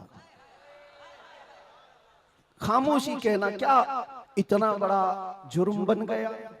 وہ تو آپ سب کو بھی پتا ہے کہاں کہاں سے ہمارے جلوس نکالے گئے، کہاں کہاں کا کیا کیا دیکھا۔ بہرحال میں وہ داستانیں بتانے نہیں آیا ہوں، لیکن اتنی بات مجھے آج بھی احساس دلاتی ہے، یہ اللہ کا کروڑا احسان ہے، تم نے مجھے ہتھکڑیاں پہنائی ہے، گھمایا، جہاں بھی رکھا، جس طرح بھی رکھا۔ 8 مہینے کیا 8 سال رکھتے یا 80 سال اگر عمر ہوتی تو رکھتے، اس سے فرق نہیں پڑتا۔ ڈر تو یہ تھا کہ چوری میں نہیں لے گیا، ڈکیتی میں نہیں لے گیا، ریپ میں نہیں لے گیا، مرڈر میں نہیں لے گیا۔ دنیا کو تمہیں بتانا پڑے گا اس عالم کو کیوں لے گیا، تو تم پکار کر کے یہی کہو گے عشق مصطفیٰ کی بات کرتا تھا اس لیے لے گیا۔ سبحان اللہ، لبیک لبیک لبیک یا رسول اللہ، لبیک لبیک لبیک یا رسول اللہ، لبیک لبیک لبیک۔ ہمارا جرم یہی تو ہے، دنیا کو تمہیں بتانا ہوگا کیا جرم کیا تھا، اپنوں کو بھی بتاؤ اور دوسروں کو بھی بتاؤ۔ اس لیے میرے عزیزوں، کئی مرتبہ ایسا ہوا کہ ہم نے اپنے صاحبوں سے پوچھا بھی تھا کہ بات کیا ہے، چھوٹی سی بات کو اتنا زیادہ کیوں بنایا گیا؟ انہوں نے کہا بات چھوٹی ہے، لیکن ہم کو ایسا لگ رہا ہے کہ کئی سالوں سے جو مرے ہوئے وہ بھی کھڑے ہونے لگ رہے ہیں، کئی سالوں سے جو سوئے ہوئے ہیں وہ بھی اٹھنے لگ رہے ہیں۔ ہم نہیں چاہتے کہ اس طرح کا ماحول بن جائے، لیکن یاد رکھنا میرے عزیزوں، عشق مصطفیٰ پر بات کرنا، عزت مصطفیٰ کا چرچا کرنا، اگر یہ جرم ہے تو یہ جرم موت تک 1000 بار ہم کرتے رہیں گے، 1000 بار کرتے رہیں گے، اس لیے کہ اس سے کوئی سمجھوتا نہیں۔ ہاں، ہم قانون کے خلاف کوئی بات نہیں کرتے، اگر اپنے نبی پاک کی عزت کی بات کرنا جرم ہے تو یہ جرم تو ہم کرتے ہی رہیں گے، یہ کرتا رہے، ہر نوجوان بھی کرے گا۔ نام مصطفیٰ لینا کوئی جرم نہیں ہے، حضور کی عزت کی بات کرنا کوئی جرم نہیں ہے، لیکن ایک صاحب نے کہا، مجھ سے کہا کہ مفتی صاحب آپ بیان کرو، جتنا کرنا ہے اپنے نبی کی تعریف کرو، جو کرنا ہے کرو، لیکن آپ یہ دوسروں کو کتا کیوں بولتے ہو، یہ ساری چیزیں کیوں کہتے ہو؟ میں نے کہا اگر آپ کی ماں کو کوئی بدکار کہہ دے، آپ کی ماں کو کہے کہ بدکار ہے، تو آپ کو کیسا لگے؟ تو وہ کھڑے ہو گئے، کہا میری ماں کو کیوں مثال میں لا رہے ہو، آپ میری ماں کے بارے میں مثال کیوں دے رہے ہو؟ میں نے کہا ابھی تو مثال ہی دیا، گالی نہیں دیا، خالی مثال، سپوز، ایگزامپل، اس پر آپ اتنا بھڑک گئے۔ یاد رکھو میرے عزیزوں، آپ اپنی ماں سے جتنا محبت کرتے ہیں، کروڑوں ماں سے زیادہ ایک سنی عاشق رسول اپنے نبی سے محبت کرتا۔ ہماری جانیں قربان اس نبی پاک کی ذات پر، آبروئے مازنام مصطفیٰ۔ آپ کیا سمجھتے ہو دنیا میں جو عزت ہے وہ ہماری ٹوپی داڑھی سے ہے، ہمارے جبے کبے اور ہمارے رنگ و نسل سے ہے؟ ہمیں عزت ہمارے رنگ و نسل اور ہمارے نام و نمود، ہمارے علم اور ہمارے منصب، ہماری پگڑیاں اور ہمارے جبے نہیں دلاتے. ہمیں جو عزت ملتی ہے وہ کس بات پر؟ جب تک بکے نہ تھے تو کوئی پوچھتا نہ تھا. یا رسول اللہ تم نے خرید کر ہمیں انمول کر دیا. یہ ناز یہ انداز ہمارے نہیں ہوتے، جھولی میں اگر ٹکڑے تمہارے نہیں ہوتے، جب تک کہ مدینے سے اشارے نہیں ہوتے، روشن میری قسمت کے ستارے نہیں ہوتے. بے دام ہی بک جائے یہ بازار نبی میں، اس شان کے سودے میں خسارے نہیں ہوتے.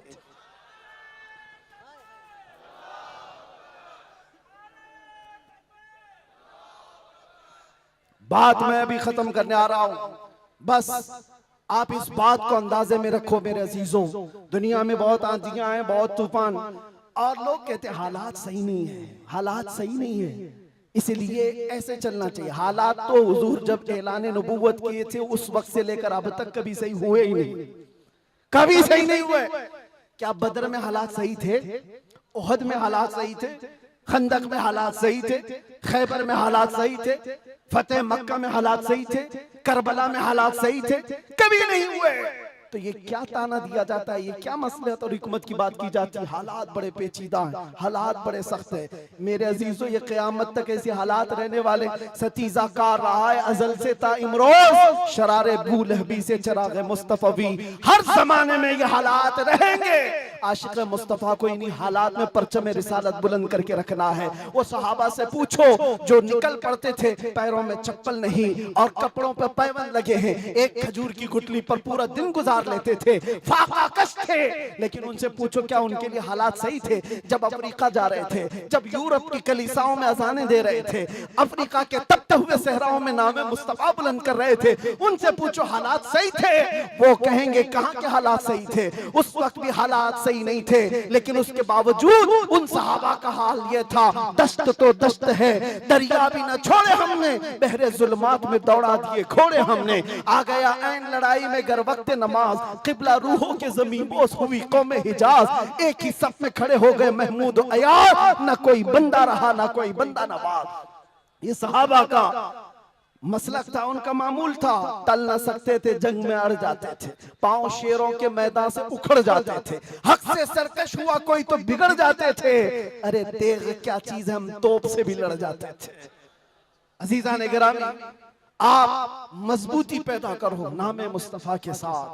اعلیٰ حضرت کی ایک بات بڑی پیاری لگی. آپ بڑے پریشان تھے اور یہ بات میں آپ کو بتا کر چلوں، جو اس حق راستے پر آئے گا اسے سمجھ کر کے چلنا پڑے گا. کانٹوں کے راستے ہیں، ایسا نہیں کہ ہر جگہ پھول سجائے جائیں گے. لوگ یہ سمجھتے ہیں ناموس رسالت کی بات کریں اور پھر حلوے پراٹھے کھاتے رہیں اور ہم نذرانے لیتے رہیں لوگوں کے ہاں جا کر کے.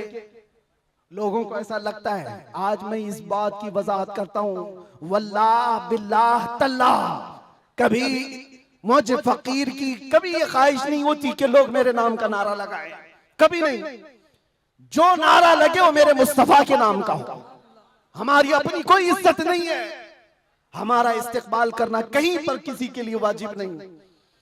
آپ کی محبت سر آنکھوں پر، لیکن میں اس کا عاشق نہیں اور نہ ہی اس کا خواہش مند، نہ ہی بلند و بالا استقبال کے ساتھ بڑی گاڑیوں میں آنا، یہ تام جھام کبھی مجھے اس چیز کی خواہش نہیں رہی. اور اگر ایسی خواہش ہوتی تو اس گلی میں آ کر کے آپ سے بیان نہیں کر رہا ہوتا.